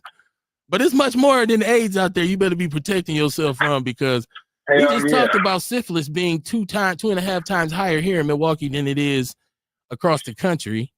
Slumdog 20 bucks said, how come you don't see Magic Johnson on commercials for the HIV drug? That's a good question, Slumdog 20 bucks. Why does I think the HIV is going to promote irresponsibility, though. If people think, oh, I go out here and fuck and can't get AIDS. Is that the message that Magic would send? I would think Magic would have been unbought into this. I mean, like, as much money as he got, I would think he probably owned one of these companies, man. Maybe the shit that he's taken or that he's been using. Maybe that's he got behind that. The commercials are just new. You didn't even see that. You've never seen that. Or like, are you at risk of HIV? And then they have like 2 little gay dudes at the vegetable stand. And it's like, take this Mama Solo. That's one of them pills where they be like, side effects might include. And then you hear a bunch of different shit. I'm wondering about this new COVID strain that's coming. Well, I ain't even heard nothing about that. Yeah, there's supposed to be a new variant, and it's supposed to affect your throat, and they call it razor blade throat or something like that. That you can get from it. So if this becomes a problem again and you didn't take the vaccine last time, do you go take it this time? If this comes back and they say this is more powerful, do you now go and take the vaccine? I still wouldn't, because there's a bunch of people who have just dropped dead who took the last vaccination, and they've never really answered on what was in it. Have they ever told us what's in it? Like, I heard that was John Stewart saying Elon Musk put microchips in people. That was in the vaccine. That's how come they can trace so much now. I think it was a placebo effect myself. Okay. How so? Hello? Because like, what is it doing? You know what I'm saying? Like, I just think it was just something to say, oh, we did this. I don't be trusting the government like that. You know what I'm saying? So I think it was just something for them to say, we got it out here to fight it. You know, because motherfuckers was catching that shit, had the vaccination field was catching it and dying. Yeah, well, they said it couldn't prevent or keep you from transmitting it. So it was like, what do it do then? They said, well, it'll make you less sicker. It'll make you less sicker. So I don't know. And then there's been so many lawsuits for the people who've suffered permanent ailments from this vaccine. I'm wondering, what will they do if this spreads? Like, if it gets like I don't know if it'll ever get back like it was last time. I don't know do you think it could go back to a pandemic level where shit gets shut down again? This is just, it could. I don't know, man. It just seemed like this happened and there was somebody who knew what was happening and they was doing it on purpose. The way it shut down, it just seemed like, because they didn't really come up with a vaccine, but all of a sudden it was over. So I doubt if they shut it down. If they could shut it down, shut it down before. They ain't want to shut it down before. Remember how resistant they was? And Trump said drink bleach. He said drink some bleach. This is the man who y'all reelected, man. He said drink some bleach. But did they? Some people question whether they even needed to do that in the first place. Like they probably shouldn't have. I felt like with the fear associated with it, they probably should have shut everything down because we didn't really know what the fuck was going on. And I had it, whatever it is, I had it, and it was real. It wasn't no you could tell, like, dude, something is wrong. Hell yeah, I had that shit too on my mama. Like I told the motherfucker, I said, that's a biological weapon. If your system ain't strong enough to fight it, it will kill you. That shit I had after COVID was worse. Woo-wee. But you had flu? That one time when I don't know what the fuck I had, bro, but that shit was, it was worse than COVID. I was like, God damn, what the fuck is this? But with COVID, I just slept a lot. It made me sleepy though. You know what I'm saying? Like, I ain't had no like cold symptoms and nothing like that. But this last shit I caught back here about 5 or 6 months ago, that shit was worse than COVID. But yeah, that COVID will get your ass up out of here now. Ace Cooley's in the chat room. He said there's really nothing edible on the shelves in the supermarket. It ain't. He's telling you. If you're reading the labels, you mean? Because you read the labels, boy, you're gonna be like, I can't eat none of this shit. What's the percentage of sodium in a serving size? You think you good if it say 15%, then you figure out a serving size is 3 chips. Your ass be like, I can't eat this shit. I can't eat it. But they have a lot of that.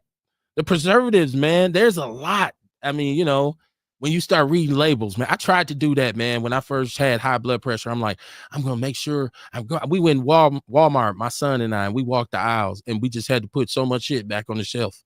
I think we might've left Walmart with like 4 things. And it was risky. It's like, nah, man, the shit we have in the grocery store, that processed shit, that salt and the preservatives, that shit is bad. I think that's why so many instances of different kind of cancers for people right now, because who knows what the hell we putting into our bodies. A said the first COVID outbreak was a test run. Okay. Slum Dog, he said COVID was over as soon as the Russians invaded Ukraine. I thought that came after the pandemic. I'd have to go and look that up. Wow, how is that relevant? Earl said he did drink the bleach. That's why he turned more orange than he was. Didn't Trump at one point have COVID? I thought he had COVID. Maybe he didn't. I don't know. Was it Biden who had? I know somebody. I know Biden had it. Biden had everything. Shout out to the young Trump sister. had COVID. He had it. Did he? Okay. I wonder what did he do? Did he take the shot? Did Trump take the jab? I don't know.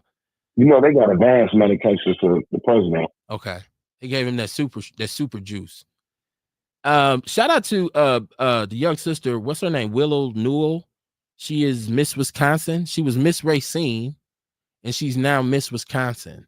I wonder if she's the first Black Miss Wisconsin. I don't think she is. But what do you need to do to become Miss Wisconsin? They treating it like it was a hell of an achievement. And so, them white folks mad as a motherfucker. What do you mean they mad? Who voted for this? Like, do you even know anybody who was? I didn't vote for it. Was it online? That's what do you have to do to be Miss Wisconsin? I seen a bunch of people like the black. They were celebrating this. No, I just seen a lot of people celebrating. I was happy she was wearing her hair. Okay, she was. She absolutely was. She wasn't overly made up. I ain't care who voted or nothing. I was happy how she presented herself. It was a good image, especially if you think about it was a good look for Black people. Not prescribing to somebody else's standard of beauty to win their contest. Right. That's a beautiful thing. That's how I saw it. Yeah. I just want to know more about it now. Now when I see it, I'm like, next year around this time, I'm like, hey, who Miss Wisconsin? Who Miss Wisconsin this year? I'd probably be disappointed. Yeah. It'd be somebody from Sheboygan. Shout out to her though, man. I don't like to see us make no accomplishments. Ewok said, he said, I'm eating box made brownies right now. I ain't read no ingredients off of it. They good too. All this shit is detrimental to us now. Ewok, you ain't supposed to brag about that, homie. I'm eating some box made brownies. I thought he was gonna say some infused brownies. If listen, Infused with what? So what you think? Infused with, man? What do you think? You ain't never ate a weed brownie? No, I stopped using drugs a long time ago. I didn't say that you do drugs. I said, did you eat a weed brownie? That's not a drug. It's a Marijuana. brownie. It's a snack. Listen, it's like Democrat, Republican. They two birds on the same wing. Cocaine, marijuana. They're both the same wing on the same bird. Cocaine and marijuana are the same bird, he said. Yikes. That is fucked up on many levels. Monetarily, there's no comparison, but you know, if that's whatever floats your boat, man. I don't even think in terms of toxicity. I don't know. We'd have to do the research, Dion. I can't say weed and marijuana are the same. I can't say that. I can't. I'm sorry. Weed and marijuana is the same, but you mean cocaine and marijuana. I mean, I'm sorry. Yeah, you're right. Cocaine and marijuana. I can't. You're right. I can't. Yeah, I tuned in kind of late. Did you talk about that shit that happened in North Carolina? I did not. What happened in North Carolina?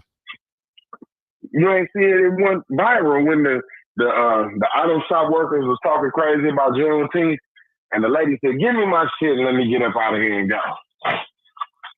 But I think, like, if I was in that situation, I probably would have tried to educate them first before I would have. She didn't act out of no type of way. She just said she didn't want them to do no service on her car.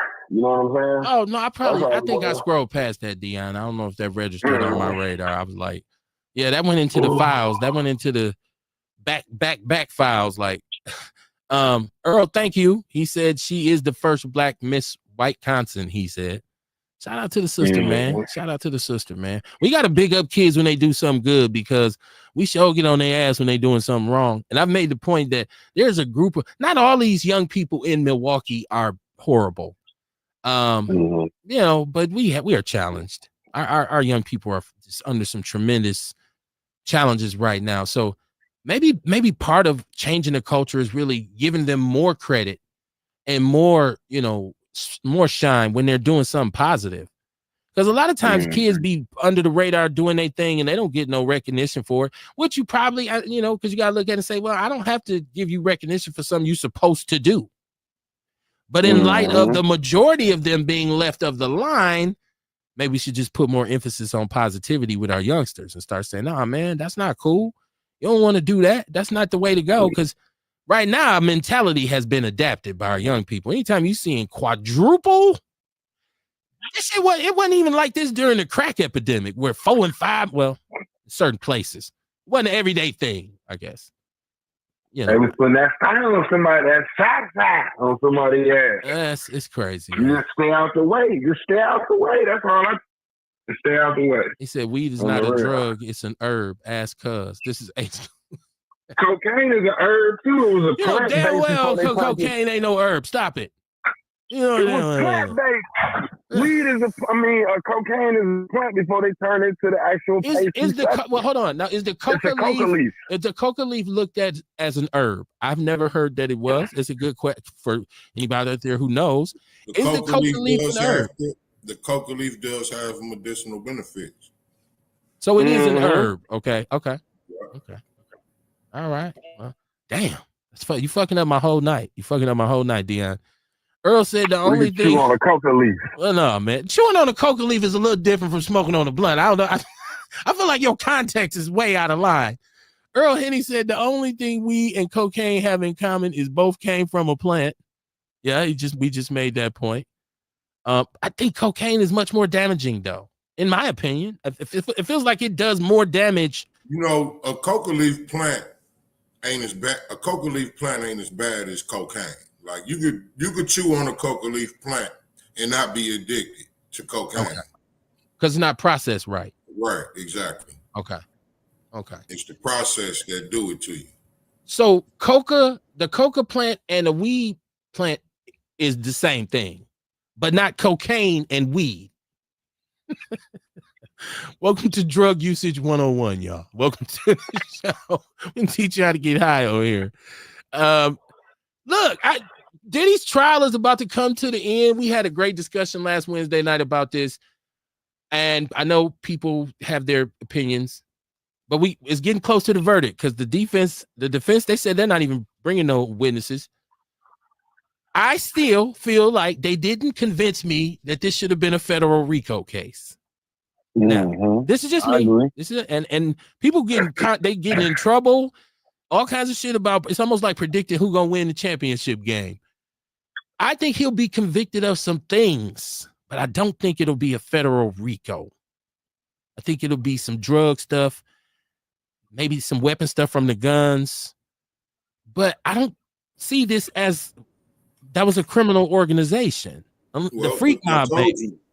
I told you the part of it is everybody pointing at him and saying he told me to do this. He said do that, and then they talking about the part where the different sex workers from out of town come from out of state and get flown in, and a payment is being made, and then that's where that's illegal. And they point at him and saying this is who directed it all. Like all the witnesses is pointing at him. Yeah, they played their parts in it, but they ain't the ones on trial. Unless we can, and maybe this is what they'll do. They will totally block out the fact that a lot of people, some of their key individual witnesses said, no, I did this one on my own. I was making, after a while, I was organizing them because who wrote the check was Puffy, so he's guilty. Now, did y'all see, following this now, Fat Joe is in trouble now. For what? Fat Joe, his is even more interesting because it's a RICO act, but it's a civil RICO act, which I didn't even know existed. I didn't know as an individual you could charge somebody else with RICO. Now, Joe's is similar to Puffy's. Underage girls involved, accusations of underage girls, false paperwork, tax evasion. Joe's is heavy, and they were saying, okay, well, this is not tax evasion to get your ass. Well, it's the way I guess he lied on paperwork to steer different monies into different accounts that funded other nefarious things. And he's being sued by a guy who was his hype man for 16 years. Oh, wow. Yeah. And then they got these secret, out of nowhere, they have these phone calls between another individual who's on the indictment. They call him Pistol Pete. I guess he's some kind of New York legend or whatever, like known for the streets, known for his involvement in really getting down. And he's being sued as well as there's three of them on it by this personal assistant. So then there's a phone call between two of these people. It's recorded where they're saying Joe said this and Joe said that. And it's just really messy. It's just really crazy. But it's Fat Joe. And so some people feel like Fat Joe has like kind of lived off the fat of the land for too long. And it's about to, because you've heard all these rumors about how he screwed over Big Pun's family and all this kind of stuff. And I just think it's interesting that all of these rappers had gotten into these situations where they had these, would you call this an entourage? Was Puffy a gang? Were they a gang, or was it his entourage? It's like his crew, like his, not necessarily hitters, but yo, go set up the party. You on baby oil tonight. Like, I don't know. That's what I'm saying. With Fat, all these rappers now have all this, you find out that they've been doing all this crazy shit. And so, who's this? This is Ace. He said Pistol Pete was the cat that Joe sent to get 50 Cent years ago. Okay. What is the thing about they're saying that Fat Joe had sent some people to kill DMX? And I mean, it's similar to the Puffy case in that there's a lot of accusations of things done along the way over the years where you say, what? Because stuff about, and this dude said it was situations where Fat Joe would he would bring girls and make him have sex with the girls. Like it's a long indictment. It's like 42 pages, lawsuit, I should say. I just think it's ironic. And then who else? Who is this? He said, don't forget about Tyler Perry's nasty ass. I don't know that Tyler Perry is guilty of any kind of sexual crimes. I just feel like Tyler Perry should just come out and say he's gay and get it over with. Like, it just seemed like he'd been running from saying, hey, I'm gay. Forget. Like, And I don't know, maybe, you know, there's other, now, of course, now there's other men coming out saying he did this to me, he did that to me. And I'm like, you know, but I feel like people were just doing this to Tyler Perry to get him to say he's gay, or just to put that out there, put it on blast, because they're sharing text messages and all this. But this shit is 60 million, 260 million. There's Cassie got what, 20 million? Is this gonna set up a trend where people can now just come out and say, once you ain't getting paid no more, hey, no, you know what? I'm about to sue you. All them years you made me, I was your weed runner. All you did was go down the street and get a sack because you ain't had nothing on it. Yeah, but you made me do it. Yo, you're a drug trafficker. Like, I don't, it's funny, man. He said, this Earl, what I'm okay, who brought the baby oil? Right. Like, that's what I'm saying. It seemed like Diddy at a certain point, everybody around him was just turned out. So they just start doing wild shit. I don't know. I wasn't there. We gonna see. Hey, this will be a very interesting verdict. I highly doubt if people was just coming to his house and one motherfucker come with about 100 bottles of baby oil just for the fuck of it. I got a big ass bag. I'm gonna bring me 100 bottles of baby oil. Somebody else happened to pull up. Hey man, and then a bunch of strippers pull up. Somebody got to be orchestrating this shit. And why is he always at all these places? You got everybody pointing the finger at him. That's the case right there. You know what I mean? You know what? I don't think people brought their own baby oil. I think he had one dude that was in charge of it. That's what I'm saying. That's what I'm saying. Yeah. But is that a crime? All these things didn't just happen. You know what I'm saying? Somebody got to orchestrate this. Somebody got to say, come on, let's meet. Come on to this party. Or this sex worker from Butthole, Mississippi, come out here to New York. No Diddy, but can they charge him? Do you think the baby oil will be involved in the charge? I feel like at one point they were saying he was drugging the baby oil, right? But they keep showing it, like when the prosecutor showed the guns and I guess a minimal amount of drugs, but they used it as lubricant at the same time. So it is part of what they were saying. Is what they were saying. Illegal use of baby oil. Now, I feel like the baby oil probably was just for lubricant. You know what I mean? Because the parties was lasting days, man. So they need to start putting disclaimers on or warnings on the bottle saying use of baby oil as a lubricant is illegal. If we catch your ass with 100 bottles of this shit, it's a federal charge. Hell no. Like today, I was dumping somebody's garbage and I seen some KY jelly. Uh-oh. So the first thing I thought about, was a woman needing it because, but it'd be men probably using that KY jelly too, though. To lube their booty up for another man. You know what I'm saying? So, all that lubricant shit, that's irrelevant. You know what I mean? I feel like unless it was drugs in it, you know what I'm saying? I just feel like I said, you know what I mean? The cases where they got paper trails of sex workers getting paid to fly in. There's a pattern of, and Diddy's the money man. You know what I'm saying? Everything revolves around him. I, in my mind, as an uncivilized, that's a paper trail. So whatever, that's one charge right there. Federal. In my charge. mind, as an uncivilized mutt, when I hear Rico, I'm thinking about Scarface. I'm thinking about King of New York. I'm thinking about motherfuckers sending hit squads down to Miami to murder. I ain't thinking about freak off parties where people getting right. Like there's a pattern of people say drugs were given to me, they were forced on me.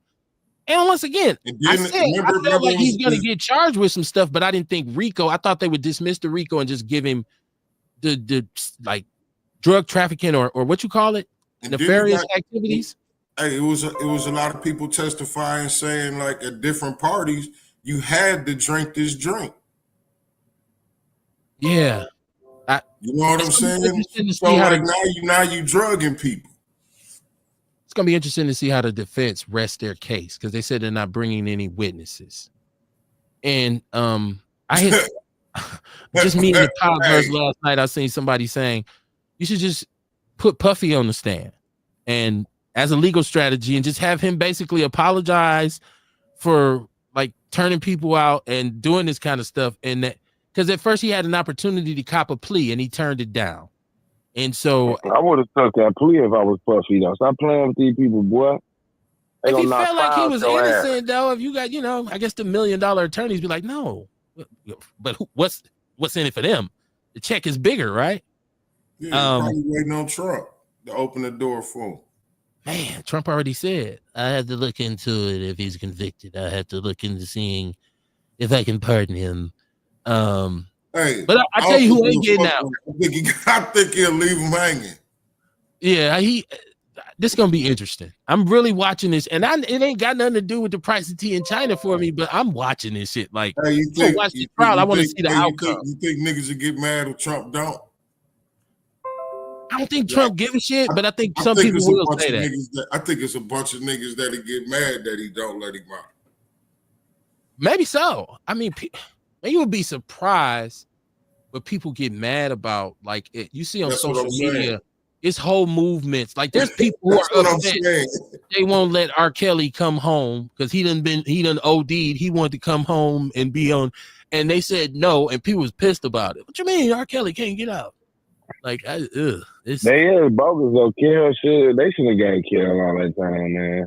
Now he's on videotape peeing on a 14-year-old though, Dion. Even though that's old. I know, but we know he did it. We know he married a 13, 14-year-old girl. Like just for that, bro. Like, nah, I don't. Look, R. Kelly's dope music. Listen, let me say it like this: I don't feel sorry for him because he got away with that shit the first time. If that's your little fetish, man, go overseas and do that shit. Don't do that shit here. Because then people gonna slap the fire out your ass. You know what I'm saying? Especially after you just went to court for this shit. Yeah, that's what I'm saying. He just beat that shit, what, 2002, 2003? He was fucking around, you know what I'm saying? So check this out. Ace Cooley's making a point. I agree with you, Dion, to a certain extent. I just feel like there's proof that he violated young people, so he should do his time. Regardless, but now Ace is making a point. He said it's one thing to mess with minors, but if grown ass adults accepted cash, knowing what they were getting into, I can't get with that. Okay. But now with the minor situation though, he said meaning it isn't rape. He said meaning it isn't rape. Okay. Go ahead, Dion. I just had to finish his comment. Oh, my bad. Wait, hold on real quick. Come on, get y'all ass in this house because I gotta go to sleep. Hey, what I was about to say? I have no clue what you was about to say. Hey, you know what? Though I'm about to leave the city though. I'm on Outlaw City to be the first one to know. Outlaws to be the first one to know that I ain't gonna make it to August. You know what I'm saying? And whether I got a little part-time job, so I've been looking for other jobs, but I ain't gonna make it, my guy. I'm gonna keep it real with you.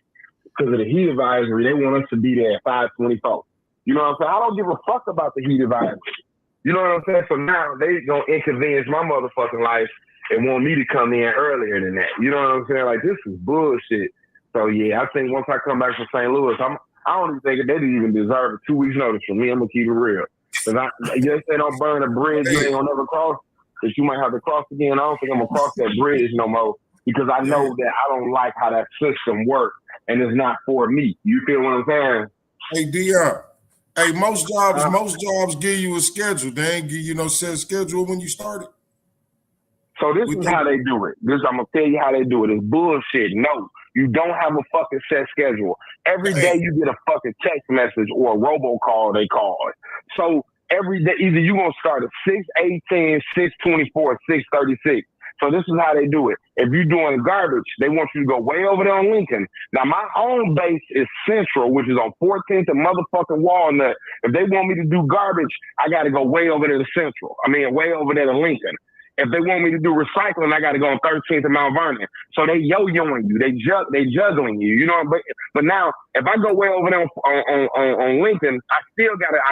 Say I'm still a laborer. They haven't gave me a route yet or a truck. I don't even want that shit. Fuck that shit. They keep that shit. So by me being a laborer, they want me to go way over there on Lincoln just to come back on Lisbon. Because no matter where you go, you still got to come back on 14th to Walnut. So I tell the motherfuckers I ain't got no car. So I just go straight down there on 14th to Walnut. Now, so Friday they text the motherfucker. No, yesterday it was Sunday. I get a text at 9:40. Talking about that due to the heat advisory, they want us to be there. I'm on my way to work this morning. They called me like, "Hey, did you get the heat advisory?" No, I didn't. And matter of fact, I'm on the bus and I'm around the corner and I'll be there in a minute. So I got the message today. I'm still gonna make it to that motherfucker around 6 o'clock because I'm not getting there at no 5:24. I get up at 4:45. I'm just being rebellious. So I'm just sick of this shit. Fuck the city of Milwaukee. I don't give a fuck if it's an employee on here listening. I don't like how they run their shit. It's bogus as a motherfucker. So Kamar, no, you don't have a set schedule like if you go into your job every day at 6:30 and punch in. You know what I'm saying? I don't give a fuck about the heat advisory. You know what I'm saying? I try to inconvenience my life to try to be there an hour early. You don't know what a motherfucker got going on in their life. You know what I'm saying? What you say, Kamar? That's fucked up, man, because you agreed to that shit in the beginning. You agreed to that contract. Hold on. This is what fucked me up with the whole situation, right? The title of the job position was Equipment Operator 1. It had nothing to do with sanitation. Once you get to reading the fine print of the shit, then that's when they break it down up in there. If you go back to 2023, maybe 2 years ago, they had sanitation/worker, sanitation driver/worker. You know what I'm saying? So I have applied for this job 3 times. The first 2 times I denied it. You know what I'm saying? Because when the plowing time comes, you could work a whole 8-hour shift and they want you to come back. And I'm like, hold on now. I have a CDL, a Class A. I've been driving a semi-truck for 2018. So when you drive a semi-truck, we only could drive, you got a 14-hour window. You only could drive 11 hours of the day and you got to have a 10-hour reset, which is saying that you got to have 10 hours of rest. So you mean to tell me, so the city of Milwaukee and any municipality is really not governed by the Department of Transportation. You know what I'm saying? So yeah, it's definitely fucked up though. So like, I just ain't gonna make it. I ain't gonna make it. I'm not gonna center my life and try to readjust. I agree, it's fucked up. In the wintertime, it was really fucked up for him in the wintertime because he had to pretty much be on call for whenever a blizzard may happen. Yeah. You know what I'm saying? Be on call. So it is fucked up. And, hey, Dion, and I was just fucking with you too, you know what I mean? But you did agree to it. But what I was getting at was, but I was kidding. But you did agree to it. What I was getting at though, really, what I was getting at was, you know what I mean? Shit, man, you was used to hustle back in the day. Like maybe your heart is in entrepreneurship, and there's something into that. No, I don't want no entrepreneurship. No, my heart is definitely not into that. Okay. So I don't be honest with you though. Let me ask you a question though. Because I do have some homies. I've had some homies who have went to work for the city.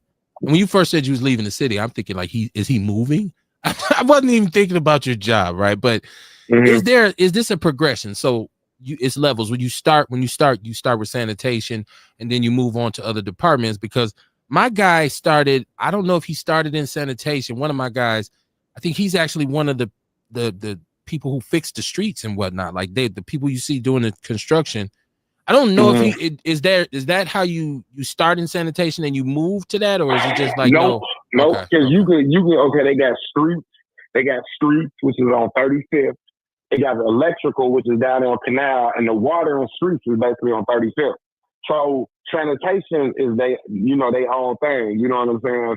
It's basically like they own entity. You know what I'm saying? So say for instance, right? So I applied for the show. Let me give y'all a real quick history before I get off the phone. Oh, I applied for the water department. I'm about to make it real quick. I'm about to make it real quick. So I applied for the water department, right? I'd applied for the water department. So in the water department, anytime you apply for the city, you got to go take a test. I ranked 11th as a water plant worker. I ranked 11th on there. So what had happened was, y'all know I was at the other job. I ain't never been at a job 5 years. So I said, okay, let me try to make a personal accomplishment with myself and stay at this job for 5 years. During that period of time, the water department called me. I said, no, I don't, you know what I'm saying? I'm trying to do this, we walk it down. So they were like, okay, your application stay on file for 2 years. At that time, when that equipment operator, because like I said, equipment operator, so if you thinking equipment, like I said, you got to read that motherfucker, that job description like you read application for a car loan or a home loan, because it's very fine print. So when I seen equipment operator, because my whole thing is I want to I told you this shit was going to take a long time. I told you that. Hold on. You interrupted me. So basically, I don't want to have myself boxed in basically as just a truck driver. I want to learn a different skill, because I always say I want to move out of town, down south, give me some land, and, get me another job. You know what I'm saying? I just don't want to drive truck. So equipment operator, I do want to learn how to operate, light and heavy equipment, backhoes and, street equipment and stuff like that. So when I seen that, I'm like, oh yeah, boom. So by the time I went through all the bullshit and then they was ready to hire me, I put my 2 weeks notice in at the school and my other job. But when I find out what the situation really in detail, me as being who I am, Dion, I'm a Scorpio, I got pride. This is the longest short story I've ever heard in my entire I'm trying life. to tell you, man, it's just over though. Wrap it up, You know B. what I'm saying? Wrap it up. It's over. It's Come over. on, So man. yeah. So basically, like I said, I'm not gonna make it though. So, Okay. I think I came to my decision. My family pretty much is behind me to support me, and I do have a part-time job. You know what I'm saying? I do have, motherfucker got to keep me a little something, And maybe if I could work 5 days, 6 days a week at that part-time, as long as I can make a little money, you know what I'm saying, to keep this mortgage and the lights on, I got a little savings or something. So before you even go, I wanted to I see things all the time that let me know how, as you start to get older, you start to see things differently. And I see things and I say, I don't understand that. And so, and this is nothing political. This is nothing, about politics of Milwaukee or Democrats or Republicans. This is the rapper Jim Jones coming out saying, I am way more relevant, have way more of a cultural impact on the hip hop culture. If you don't care about hip hop, fine, this ain't for you. It's not for you. But if you are a person who has really been into hip hop for a very long time, such as myself, when I see Jim Jones comes out and he disses Nas and says, I'm a way more relevant rapper than him. I have more Billboard hits. I've sold more records. And first of all, I'm thinking like, I didn't know that he sells a lot of records. I can honestly say to you, none of the homies have ever pulled up on me bumping the new Jim Jones. I'm from Milwaukee, though. I get it. In New York, he's probably hot. In Florida, Miami, I don't know. I'm also not young anymore, but neither is he. Neither is he. He's only a couple years younger than me. But when you go and look up the actual Billboard hits and the number ones and the top 10s, he actually gets buried by Nas. And then he said, I'm way more influential now because Nas is an old man. And so then I listened to some of his music and I was like, this dude is literally basically just talking about selling drugs and getting money and having guns. I mean, he's known as a blood and he's from New York. That's what I was about to say. He's from New York. So when we start talking about the cultural impact that Nas has positive songs. He has songs that are talking to the children. I know I can be what I want to be. I listen to dude music and I'm like, I haven't heard anything positive at all in any of this music. Okay, that's number one. But so the cocaine bars is one thing for me. But then they said Jim Jones dresses like dudes all over the country dress like Jim Jones. And I'm like, Jim Jones do be slick though. Is that he okay? Do be slick. Okay. Is that that's my question? Because when I look at his clothes, I'm not like, I want that. I'm gonna sport that. Minus the jewelry, I'm not into the hardcore street. I know, shit. Like you said, Carhartt. Look at it like this, right? He pretty much got niggas with that like rock and roll style look. You know what I'm talking about? That T-shirts. The sparkly shits and the rock and roll type of look. Hell no. Tight pants. No, I disagree, Kamar. So, who made that look famous? Shit. How you gonna disagree? I don't think he dressed like that. How you gonna disagree and then you can't even counter it? Well, hold on, because you're just trying to disagree with me, man. No, I'm not. Believe me, I'm That's not. what I'm saying. Listen, Tell me who made that look famous. So we'll have to go back to that though. You know what I'm saying? Like you had a bunch of rappers that was like dressing like that though. You know what I'm saying? Like, I don't see Jim. Who was before him?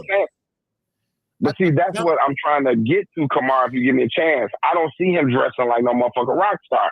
He dressed like a nigga out here that's having that money. You understand what I'm saying? He wearing Louis, Gucci, Tom Ford, the top of the line shit. You know, J's on his feet. You know, I don't know where, you know what I'm saying? And I never seen rock stars wearing like with rhinestones and shit all on their shirts. You know what I'm saying? Because I wear clothes like that.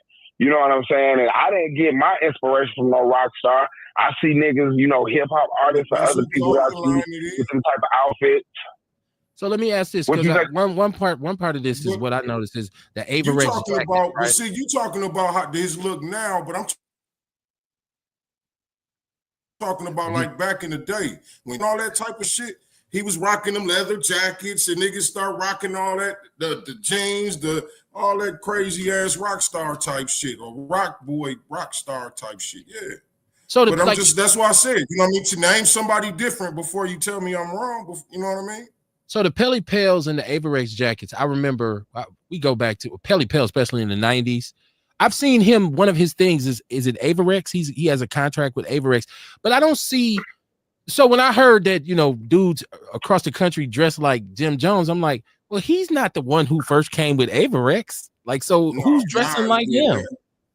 Well, yeah, that whole, you watch old videos, you be like, man, I ain't talking about the Averex. I'm talking about like the motorcycle jackets, the tight motorcycle jackets, the tight clothes and shit. He started. Yeah, I get that part.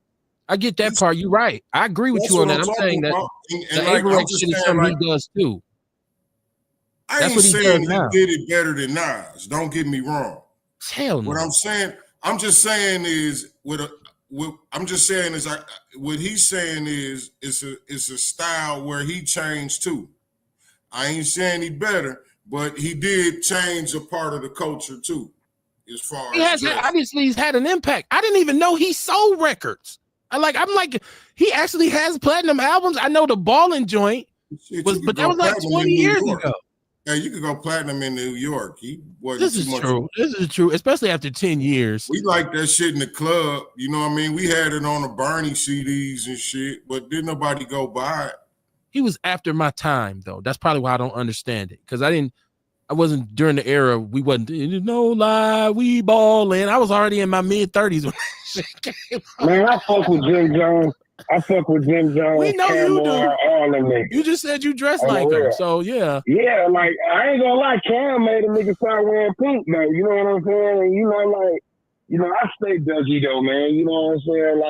Like my whole wardrobe attire is like basically like hip hop type of shit. You know what I'm saying? Like yesterday, I had on some furry Ugg sandals and shit because I went to the Milwaukee Improv to go see a comedian, and my girl was like, "Wear the sandals," but I got that inspiration of wearing those furry Ugg sandals for certain rappers. You know what I'm saying? Like I've seen them fuzzy sandals. You have furry sandals on? Yeah, okay. Fuzzy Ugg sandals. Okay. Jim, this is Ace. Let me go to chat room. Ace Cooley said Jim Jones made himself look like a clown. His biggest hit was Ballin'. He says Nas would lyrically slay him. Hell yeah. Says, if Jim Jones is a skinny jean gangster. Earl Henning said, who gonna milk cows? I don't know. I guess the Fat Joe after his lawsuit is done. But I want to go back to just because my point where I was going, fashion, the impact. We know that there's some validity to it because Dion says, hey, I'm 40-something and I still dress like him. That's one thing. But musically, lyrically, the quality, it's not even close. It's not even in the same hemisphere. I get he has to sell records. But let's just happen to say Nas hears this because they uncovered a diss. Nas actually dissed him 20 years ago. This is a long time ago when Nas was like, I would never worry about a rapper like Jim Jones. He's not somebody who I would even be concerned with. Say he dusted off because he's still making music. He's still making albums. Say he dusted off his mic and said, I'm finna destroy this nigga. Old ass wannabe young dude. And just came and just smashed him. Like, he definitely could. Most definitely. It's a whole lot he could get at him about.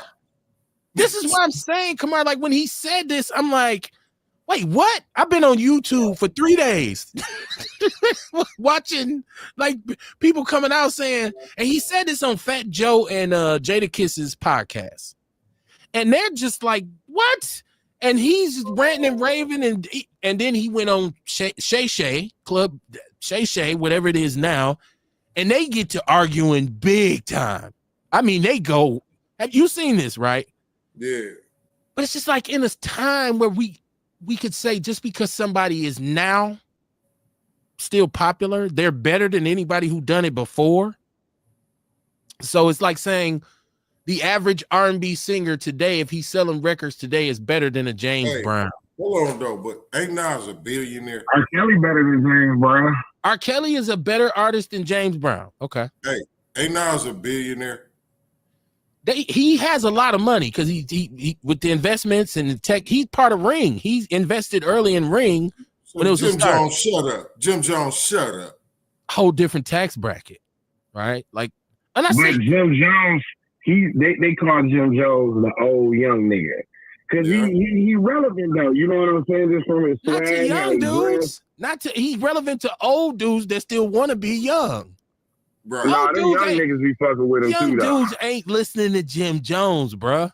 They're not. Yeah. Unless they from New York and they're with him. Dude, let Jim Jones come to Milwaukee and do a show. Now, there's going to be some people there. Don't nobody come to Milwaukee and do a show. Plenty artists come. Genuine was just here. What you talking about? Well, the only song I know Genuine sing is My Pony. You know what I'm saying? That was a joke. Don't nobody fuck with me. Don't nobody fuck with Milwaukee like that. That's one of the things I was mad at because we don't never have no. He said Jim has to be trying to stay relevant. I get it. Why try to a sleeping giant? No, I totally get it. And this ain't over my head, y'all. I understand. He got an album out. He's still, like you say, he's still out here. But the imagery of an old man holding on to that, I guess that's where my whole point is, Kamar. If I got a homie who's still trying to dress like young dudes, you know what I'm saying? Who's still trying to roll like young dudes. You got the cartoon shirts and shit on. You got all this jewelry. And I don't want to go nowhere with you. Dog, we are too. What the mayor say? You are too damn old. Too damn old. So when I see Jim Jones, and I'm like, you might not want to start with Nas. Like maybe you should go at like Memphis Bleak or somebody. Straight up. You know what I'm saying? Like, yeah, how you gonna? I'm just like, no. I think of everything from a hip hop, the quality of the music too is still important to me. Now, to some cats, what he's doing now is the new sound. I guess that's the new wave, and they would say that stuff that Nas has done over years is old and whatnot. But all of it's aged extremely well. If you listen to something like Street Dreams or If I Rule the World or I Know I Can, like a lot of those and a lot of that music still bumps and hits hard. And I just don't hear a Jim Jones song that I say. And his music wasn't all about destruction of the community. Right. That's what I'm saying. Like I'm listening because I want to be objective. The community was sales, though. I mean, like Jim Jones probably don't give a fuck about what's going on in the community to a certain extent. Doesn't that make him an agent? Probably do sell, but that's just to the point. That's just to the point that we make it. You know what I mean? Like he did this, Nas did this without doing that. Yeah. No, I don't think that make him counterproductive because shit Too Short. Wait, hold on. But Too Short is the same. Thank you for bringing that up. I love it when the conversation grows legs. I listened to Too Short's newest album. Kamar, have you heard his newest album? Not the newest album. Yeah, it's called Sir Too Short.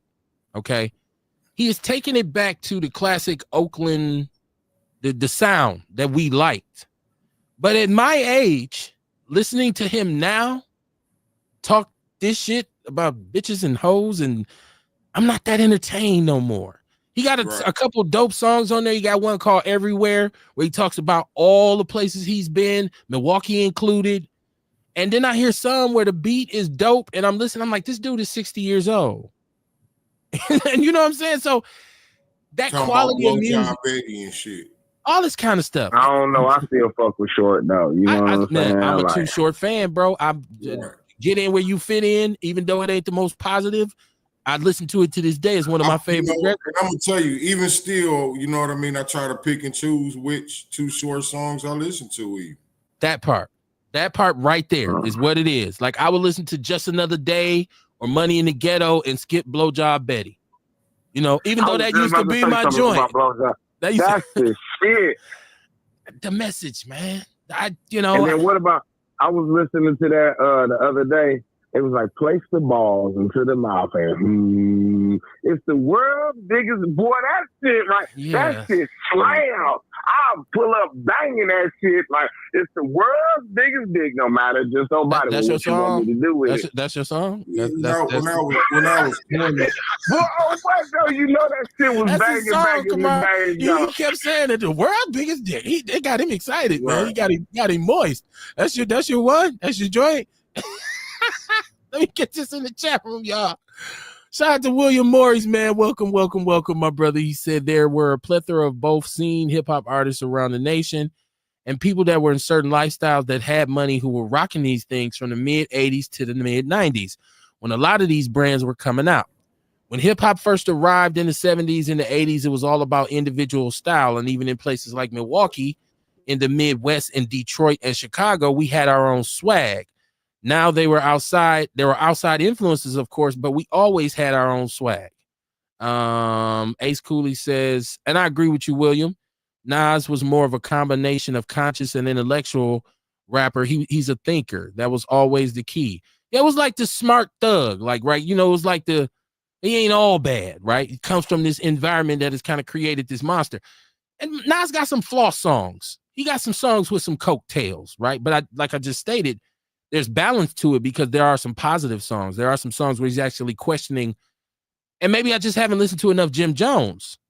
You know what I'm saying? I know this. I have an 18-year-old son. I've never heard him play Jim Jones.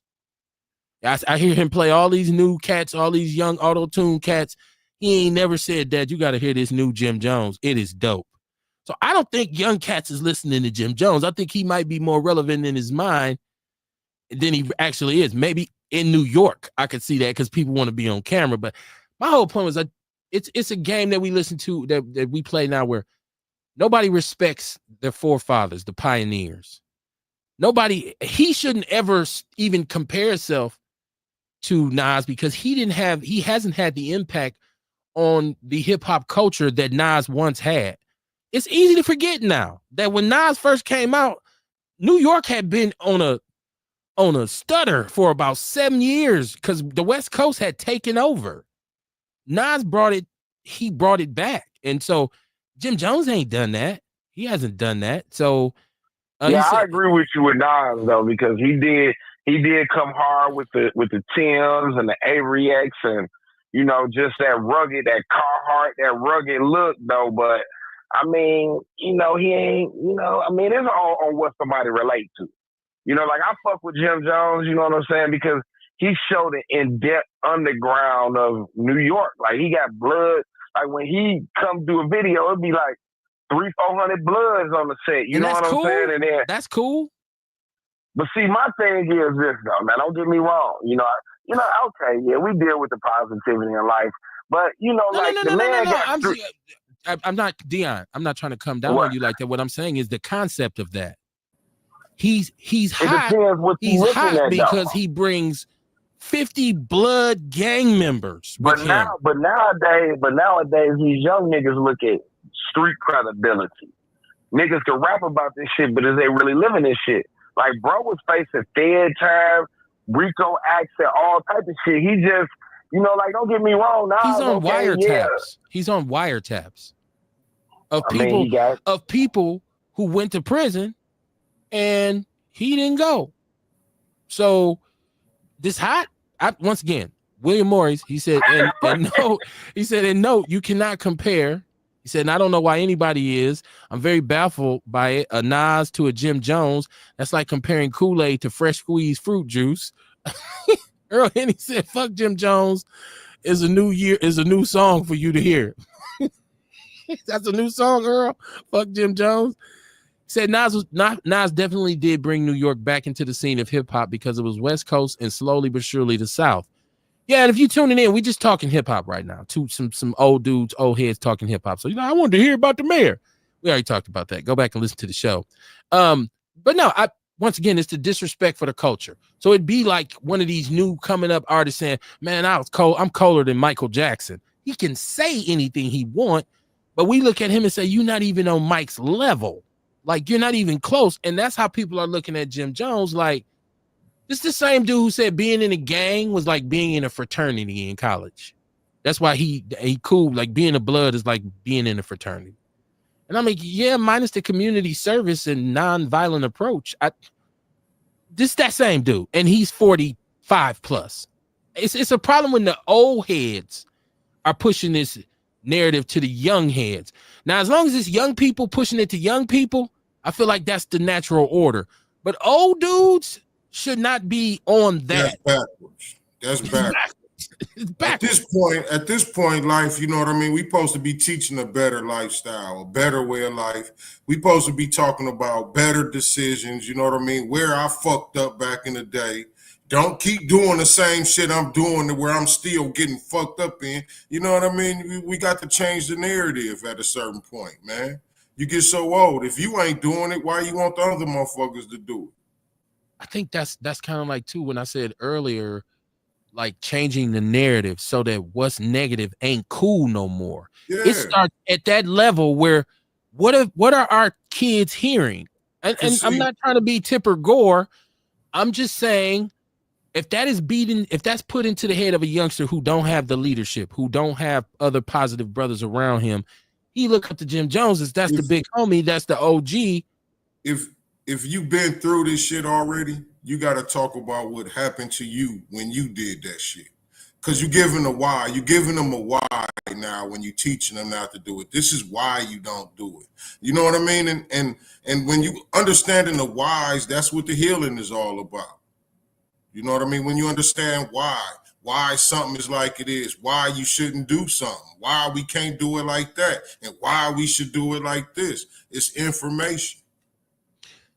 And I tell you what, if you're a parent and you're going to tell your kid not to do something, you better be ready for them to say why one day. Why shouldn't I do it? Yeah. So you are correct in saying, because I'm going to tell you how this movie ends. I've seen it before. Right. Not because I said so, because now they finna go find out on their own. Right. But they still, and even when you tell them the why, they still might go find out on their own. Right. You know what I mean? But it's your job to tell them why if you've been through that and you know. Yeah. William Morris, he said one has to also remember that Nas was a key catalyst. I said Morris, it's Maurice, I believe. He said Nas was a key catalyst bringing Farrakhan into the East Coast, West Coast beef to squash it and become a moderator and facilitator so we could uplift one another in the entertainment scene, at least because it was very influential at West Coast, East Coast crap that the industry brought forth, not artists or their management. Now, William, I got to disagree with you there. I'm going to tell you why. Let me read all the comments. I'm going to tell you why. We got some time left. He says that's when the grandparents used to say they were ass backwards. You were supposedly an OG, but you're still doing the same things and thinking the same mentality. No leveling up, nothing grown. That's a problem. It's like ignorance running blissfully. I totally agree. Look, if you're supposed to be an OG, you're supposed to be a big homie. When you dealing with them youngsters, you're supposed to be pointing them in the right direction. I'm for real. You're supposed to really be telling them, like, man, check you out, man. I hear you, little dude. Well, I understand, man, but I'm just trying to tell you it's what it is. And once you share, you've done you've done your work. It's your job just to share it. And if they don't listen, or if they say, I'm still gonna go out here, you say, hey man, I tried to tell you. A said they don't want to push positive rap. Them people push the bullshit in order to keep the punk ass prisons full. Says it's Kevin, entertainment though. Like, who take rap literally serious? He said, Kevin, you didn't become an educated gang member. I actually, if you know me, I was a gang member first before I was educated. So in some sense I did. I just let it go so long. Like, it didn't loom over me, Kamar. Like, once I hit 30, I was like, yeah, you know what I'm saying? Like, I mean, I was still hanging with certain people in certain spots, but in terms of even trying to be active in the streets, I felt like it was passé. I started to look at it like it was childish. Like, I'm not finna be out here taking penitentiary chances for no goddamn 8 ball. I might as well go get a job. What are we doing here? Hey, I got 3 pounds of weed. Dude, that's just such a poor man's hustle. I started to look at it that way. So I stopped operating in that fashion and in that regard. But I definitely spent my time on standing on the block. That's why I don't talk down on them youngsters. And I can say this faithfully. I had a lot of big homies who tried to hit me with some real shit. A lot of times, Kamar, when we be in the middle of shit, hey man, look here, man. Matter of fact, Joy, who listens to the show, Joy Phillips, Eric Phillips, anytime them dudes see me, hey Kev, you need to go home, man. You don't need to be with these dudes, man. Kev, what you on, man? Man, you know Miss Barnes a trip. She's seeing you out here. I still went, but they was trying to redirect me. Now, as far as the New York East Coast, West Coast, this is what happened, y'all. I see a lot of dudes hiding their hands now. And New York rappers know damn well for a long time they was disrespecting the shit out of the West Coast. In the magazines, on the records. I remember a record in 1990 called Fuck Compton by Tim Dog. New York was bumping the shit out of it.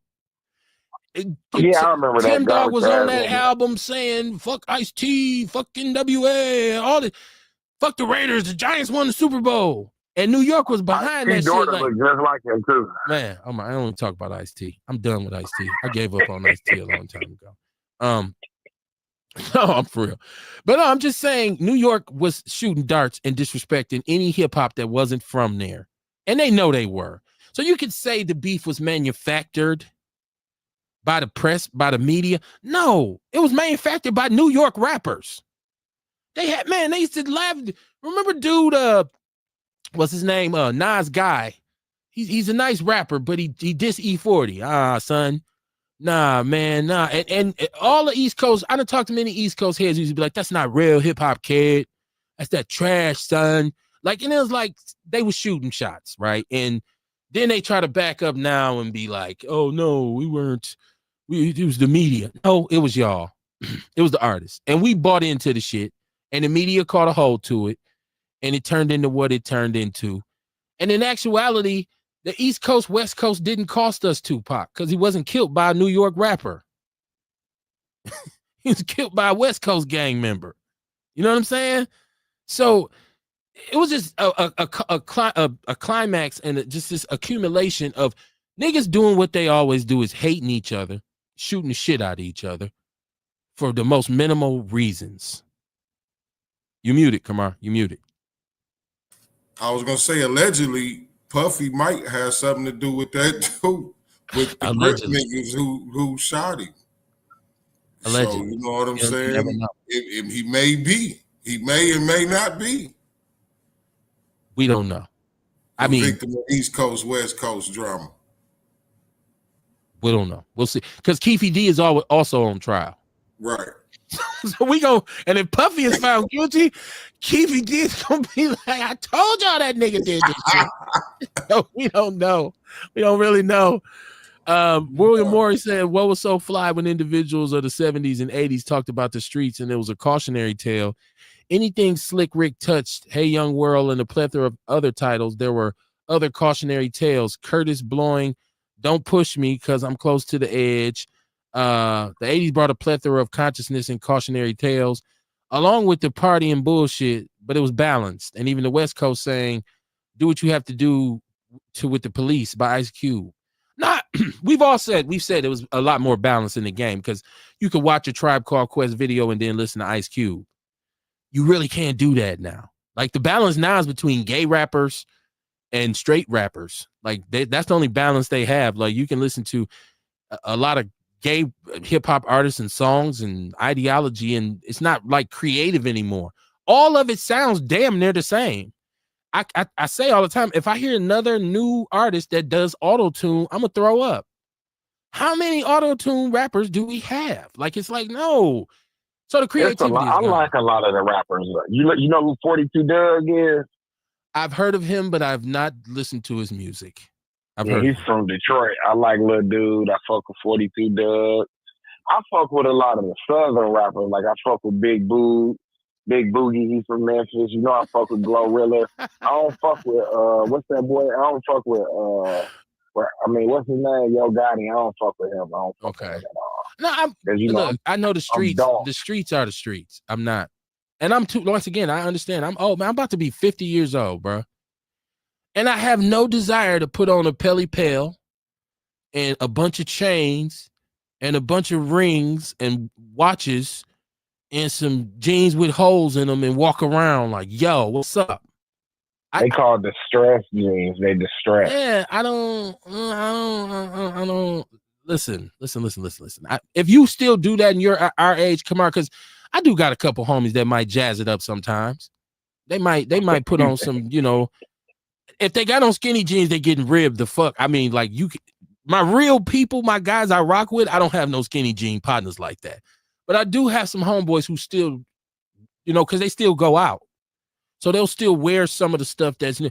I wouldn't even know what the brand was. I'd be like, why you got a teddy bear on your hoodie? Oh, dog, you don't know what this is, Kev? Nah, I really don't. Nigga, I paid $275 for this hoodie. Damn, that's pretty sad. Like, I don't pay $275 for a hoodie that you can really only wear once, because you can't keep wearing that hoodie every day, Kamar. Oh, shit, here he come with the teddy bear hoodie again. Every time we get ready to go somewhere, this dude come with that damn hoodie. So I ain't gonna lie to you though. Like, my problem with wearing a lot of that designer is don't nobody know what it is but you. You know what I'm saying? And your like, bank account. Like real life. Yeah, like I got some iceberg and all that good shit. You ain't supposed to still be wearing iceberg though, is you? I thought that was gone a long time ago. Nah, hell no, iceberg, because niggas know like iceberg really ain't a black thing though. Like it was back in the day. You see a lot of whites wearing iceberg. It's like a thing over there in England and shit. You know what I'm saying? So like you dress over European style. So you. No, I wear a lot of shit though. You know what I'm saying? Like I fuck with Tommy. Okay. You know what I'm saying? I fuck with Tommy. Jordan. You got the Balenciagas. You got the Balenciaga and the Nope, I don't like that. I don't like that. Okay. But like, who would know that they authentic though? See, that's what I was getting at.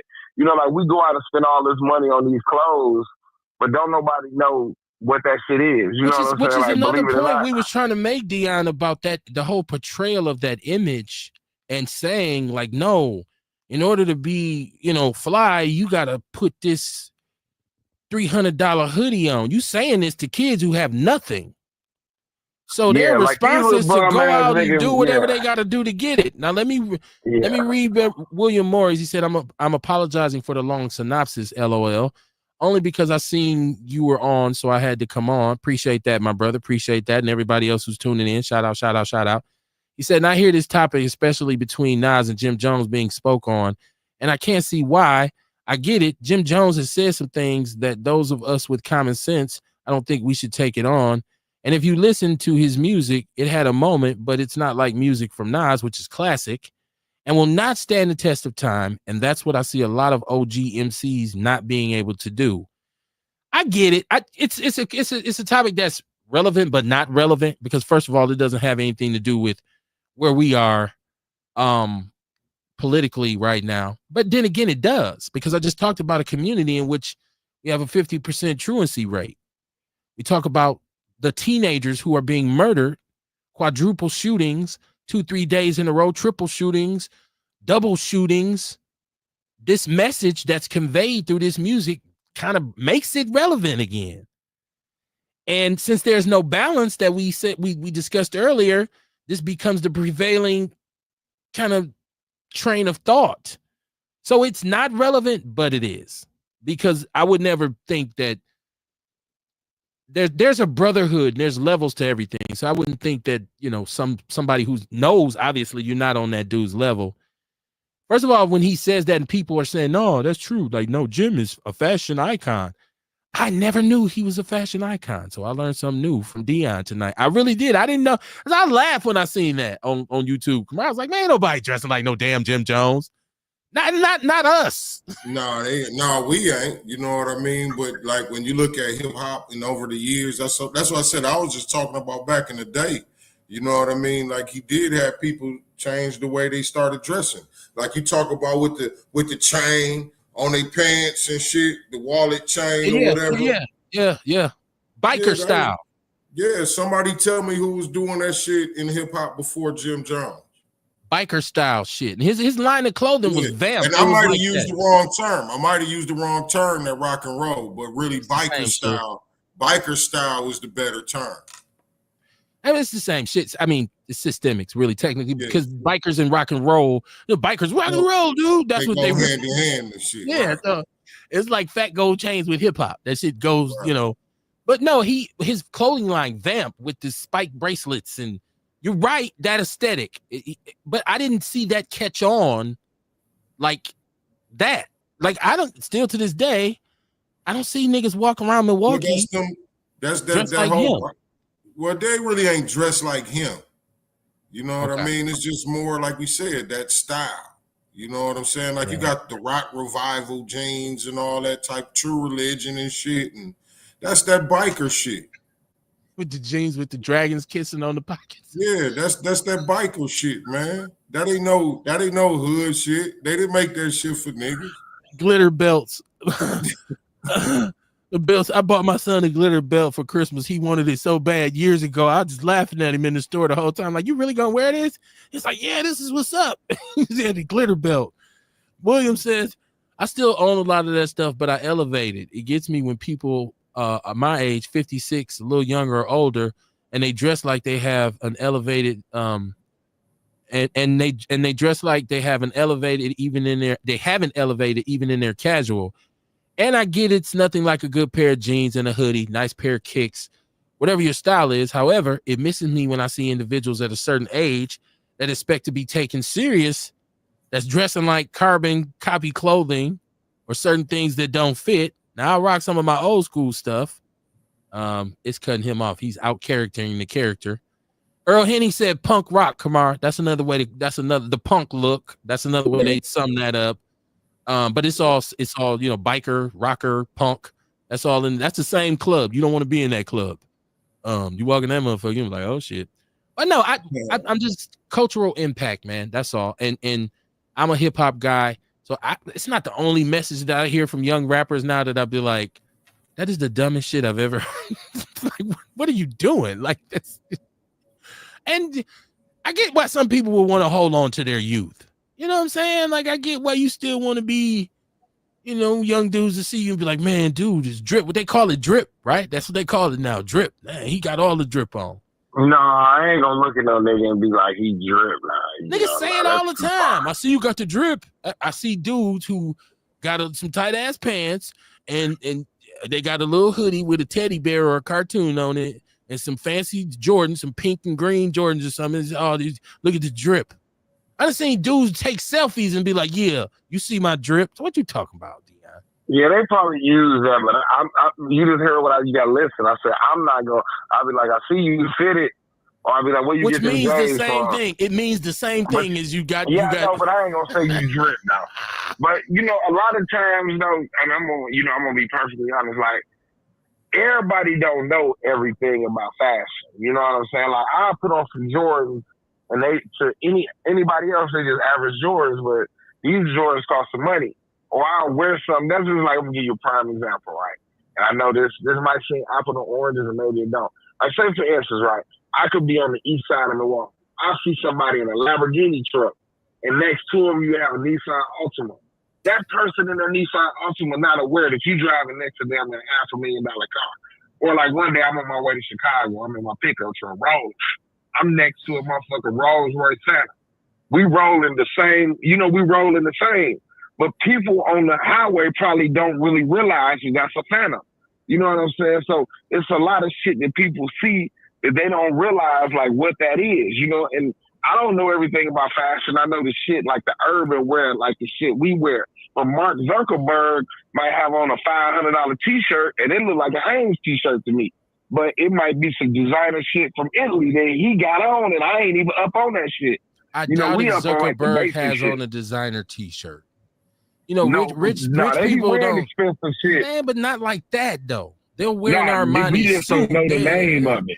I just see that's a misconception that poor people have too, is that you've never seen a billionaire, if he wasn't a rapper, with a bunch of chains on. No, you've never seen. Look at those NFL owners, and I know they're all racist old white dudes, but these dudes got money. That got money. I don't even see their children when they take pictures don't have a bunch of chains on and the most expensive Gucci sweater. They might, like you said, they may have something subtle. Like he was standing by the pool and, oh, I didn't know those was designer, flip-flops he had on. But that's very little compared to they said Jim Jones came to the Summer Jam with $1 million worth of jewelry on. What is the purpose of this? Now, maybe this is another thing, though. They say that we are descendants of Africans. So in Africa, people had jewelry, jewels. Even now over there, the kings and the chiefs of the village, they'll be armored in jewelry and have diamonds and rubies and emeralds and stuff like that. The pharaohs was buried with that type of shit. I don't often see leaders of African countries with big fat gold chains, and they may have a diamond ring on. They may have an expensive watch, a Swiss watch or something. But rarely do I see them with Mickey Mouse figurines and packs of cigarettes and dice and pistols and shit that's encoded in diamonds. I don't really see them. Most rich people who got jewels have them put up on display somewhere, right? Like, hey, I own this diamond, and I mean, it's to each his own. I was just trying to make a cultural statement. Jim was he was the first brother that put his pants leg up. We used to see that from certain pimps in Wisconsin, LOL. Or in Chicago. I thought LL used to put his pants leg up. He said, play a game of hoops with your own gym pants. You rolling them up because you didn't bring your shorts, or you might even cut them right there, LOL. My point is, Jim Jones, fashion icon of hip-hop in the black community. I've never seen him in a vibe. I've never seen him in the black publications or virtual spaces that began to come out in the late 90s or 2000s. I mean, I don't remember. Yeah, he wasn't out then. That was before his time. He came, he's a totally 2000s dude. Like, he's not from our era. He had been in the source with the dead fat. Now, see, by that time, the source was pretty much irrelevant, though. Nobody was reading the source. Yeah, maybe but see, you got to also understand now, before Jim Jones was by himself, he was with Dipset. I know, but that's still an early 2000s thing. That's not a 90s thing. Like Joel Santana, like that. Them niggas be dressing. I can't even lie to you. Like on the New York, like on the New York side. You like how they be looking? Them niggas be dressing. I ain't gonna lie to you. Them niggas be on the real. Like Ace, I can't even like Mace. Another one. Mace used to be a flashy ass nigga. Ace Cooley is killing it in the chat room. He said they call it drip. I thought the brother was on fleek last. You old as me, Ace. That fleek. So this is William. He says there's a genre of hip hop called backpack, and that the record industry used to use a lot of these dudes in the late 90s to early 2000s, was rocking those situations like Jim Jones did. He just did it with tight pants, and they didn't. Black Thought from the Roots speak about it in a couple of his rhymes. Just some old man shit for me. I know people say, Kev, you sounding older and older. William said wealthy people wear quality stuff, but they're not going to go and be bling bling and shiny. And you're going to see labels. Rich people hide to people that are broke. Broke people shine whenever they get bread. He said, unless they're making a mockery of certain ethnic groups. Yeah, you don't see white dudes with fat gold chains like that. Yeah, like I'm Steve Jobs. Yeah, and this is my daughter around my neck. They go to bed, sir. You have to work at 5:45 in the morning, Dion. That's Earl Henning to you. I know. I am about to get off the phone. I was just falling asleep. I'm surprised you don't hear me go. I'm finna end the show anyways. Just reading out the comments. William says there's a difference between buying precious stones y'all, man. Y'all be smooth. and metals, and he said, and keeping them under wraps and then wearing it. There's a difference between buying it and keeping them under wraps than wearing it, particularly when one walks out of a jewelry store, that particular or whatever depreciates in value. He's like, you were right. LL did it too. But no, listen. It's just funny to me. I just wanted to hear what people thought and to see if it was as ridiculous as I felt it was for Jim Jones to say he was even close to Nas. I get it. Nas is an older artist. I just don't see young artists disrespect the OGs in different genres like they do in hip hop. And, I just don't see it. Like there's a total disregard for the people that came before you. Like you can do these things now because these people pioneered it. And he was if he was trying to create some steam for his album and some momentum and trying to get some clicks, he got them because everybody was like, oh, hell no. So, but before we go tonight, I want to ask a question. Dion's gone now, but I want to ask this question before we go, because we talk about masculinity all the time and where men are at. And there's all these criticism of men ain't men no more and men is soft now. And there's a little thing on YouTube called The Whole Crew's Stupid. And I had this conversation with my wife before I seen this, but when I seen it, I said, so this is a thing. How we talk to each other as brothers now has changed, right? How we talk to men, how we talk as men to each other is always been different. So like Dion just said, I would never say another man has drip, but I tell him he's geared, right? Oh, you geared up. You look at a man, you won't never say, hey man, that dude is good looking. But if you see a dude who's like cockeyed and buck, if you say that's an ugly motherfucker. So, but we're not to the levels now where we should be as homeboys, because something new came about as I got older. I learned that when I'm talking to somebody who's really my guy, who's really like somebody we came through the trenches together, get ready to get off the phone, you might say, love you, dog.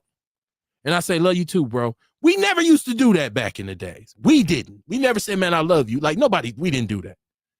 But now I'm hearing like brothers is calling other brothers saying, man, I just want to say good night. I just want to say good night to you. Is it cool for your homeboy to call you and say, bull, you straight? I just want to say good night, man. Like, are we there yet? I saw one of them videos where they was playing a prank on a girl, man. He called this guy, hey man, I just called to tell you good night. Dog, yeah. Like, what? What? Nigga, don't be calling me. Don't be. Nah, man. I don't think I want my homeboys calling me talking about good night and shit. Don't even tell me good night. If we out of town some motherfucking where and we in the hotel room and we gotta sleep in the same hotel, don't even tell me good night, motherfucker. Don't say shit. Just go to sleep. Imagine you in the hotel room with the homie. Y'all gotta sleep. We gotta go. Tomorrow we doing this or whatever. You hit the light and he say, all right, dog, good night. Like what? In the dark. Turn this motherfucking light back on. We need to have a talk. I know what you just don't play with me, dog. I'm just saying. Listen, I don't want the homie calling me to my kid. I just wanted to say good night, dog. Some shit men don't say to each other. No, that's what I'm saying. That's what I'm saying. Like, that's the same thing when I say, you don't see no brother and be like, yeah, man. If it ain't your son or your pops, you know what I'm saying? All right. Not the homie. Not the homies, man. Even if you say, love you, bro, and I say, yeah, love you too, man. Don't follow that up with good night. Really pushing it now. I'm hanging up on your ass next time. I'm gonna hang up quick.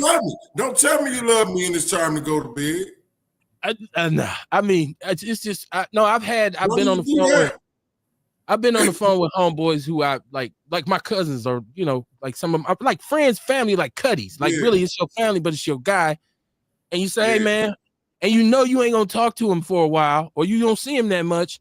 You say, hey, man, I love you, dog. Like I get not that. Like, oh, you finna go to bed? Well, I love you. No, nigga, don't. It still has to come off masculine. It still has to come off like, love you, dog. Don't tell me, Kevin, I love you. I'm gonna be like, bruh. Like, come on, man. So, hey, Nick, snap out of it, nigga. Right, man. Come on, man. I didn't even hear bro say, man, it's late, the motherfucker, dog. I'm finna go in here and lay it down, man. You be like, all right, man, I'll holler at you. You ain't supposed to be like, all right, man, well, good night. No, don't do that. Just stop it. We got to hold on to whatever we have left, man. Y'all got to hold on to it, man. Don't do that. Real OGs don't tell their homies good night. That's what I'm saying. Like, yeah. So, right. So I'd like to see you do that video, right? Like, I'm saying for real. It's just like, how we talk to each other is part of, us and how we move as black men. So when we say when we say pause or we say no Diddy, a lot of people say, well, that's homophobia running rampant in the black community. But actually, the purpose of it is you'll be done fucked around and said something without knowing that it sounds gay. And so in some cases, some people might hear that and say, he one of us. Like, you watching a basketball game and Giannis get the ball and come down court. And you say, how tall is Giannis? He said, man, he's 6'11". He said, damn, he long. That nigga long. You got to say, hold on, because somebody in the room will be like, he long, dog. He long to you. So it's just like, watch your mouth. Watch what you say, man. Just be careful. But I get it that you love me. I get it. If you the homeboy, I get it. And I ain't ashamed to say I got some homeboys I got love for. I love that nigga, man. That's a good dude. But it's totally in a plutonic, masculine, heterosexual way. But if I add good night to it, we might have a problem. So y'all keep that in mind when y'all out here talking, brothers. We'll be back Wednesday, 7:30 p.m. Central Standard Time. Hopefully it'll be done cool down by then. In the meantime and in between time, please share the show. Please share the show. You got something you want to put on the deck before we leave? Kamar? I'm trying to think. I don't think no. Well, I'll be at no. I'm at the House of Vitality till Wednesday, but Saturday I'll be down at the Fondy Market. It's that season. Man, I start to come Saturday. My wife says it's just too hot. See, we wanted to come. Saturday, not quite yet, but these next couple Saturdays is when it's really finna start ramping up with all the different veggies and stuff. Okay. Like y'all probably would have been disappointed because everything ain't out just yet. Damn, I'm glad we didn't come. Because she should have been looking at me like, it ain't just the season yet. I would say probably not this weekend, because this weekend is probably gonna be hot again, and I don't know how many gonna be out there, but I would say that next weekend the Fondy Market will be in full swing. But you still come down there and get some good food and different like greens and stuff like that. You can come get some greens down there and stuff. I'm trying to do dates. I'm trying to do dates with my girl. Like, I'm trying to take her places because she always be like, yeah, man. And I'm like, nah, let's go to the market and walk around, get vegetables and shit. Mm-hmm. She was like, oh, that's a good idea, but it's too damn hot. So we just stayed at the crib. Like, it was too hot Saturday. But I'm glad you told me, because she sure would have been looking at me sideways if we'd have got down there. She'd have been like, you told me they had all these fresh vegetables. It ain't shit down here. Like, yeah, damn. It ain't full swing yet, but you know what I mean? In the next couple of weeks, they ramping up now. We gonna hit it up. The first part of the season, they just do early. I think it go till 12, but then this week it's the full day where it go till 2:00. So, this is when they really start popping and everybody start coming out. We gonna hit it up. I'm gonna hit it up. We'll get down through there. Get some fresh veggies. I know. I'm waiting on them Asian cucumbers, man. Them Asian cucumbers good as a motherfucker. This time of year, I don't even want no regular cucumbers. I want those. My wife makes, I thought that was Korean that she makes with this chili pepper with the little cucumbers. It'd be dope too. Mm-hmm. It's cool. He said, I'll be like, nigga, get off my phone. Earl Henry said, good night. He said, good night, Casey. Come on, man. Don't do that, Earl. Good night, Kevin. See, that lets me know it's time to get it over with, Kamar. Hey, man, I'll see y'all Wednesday, man. Peace and love, man. Peace.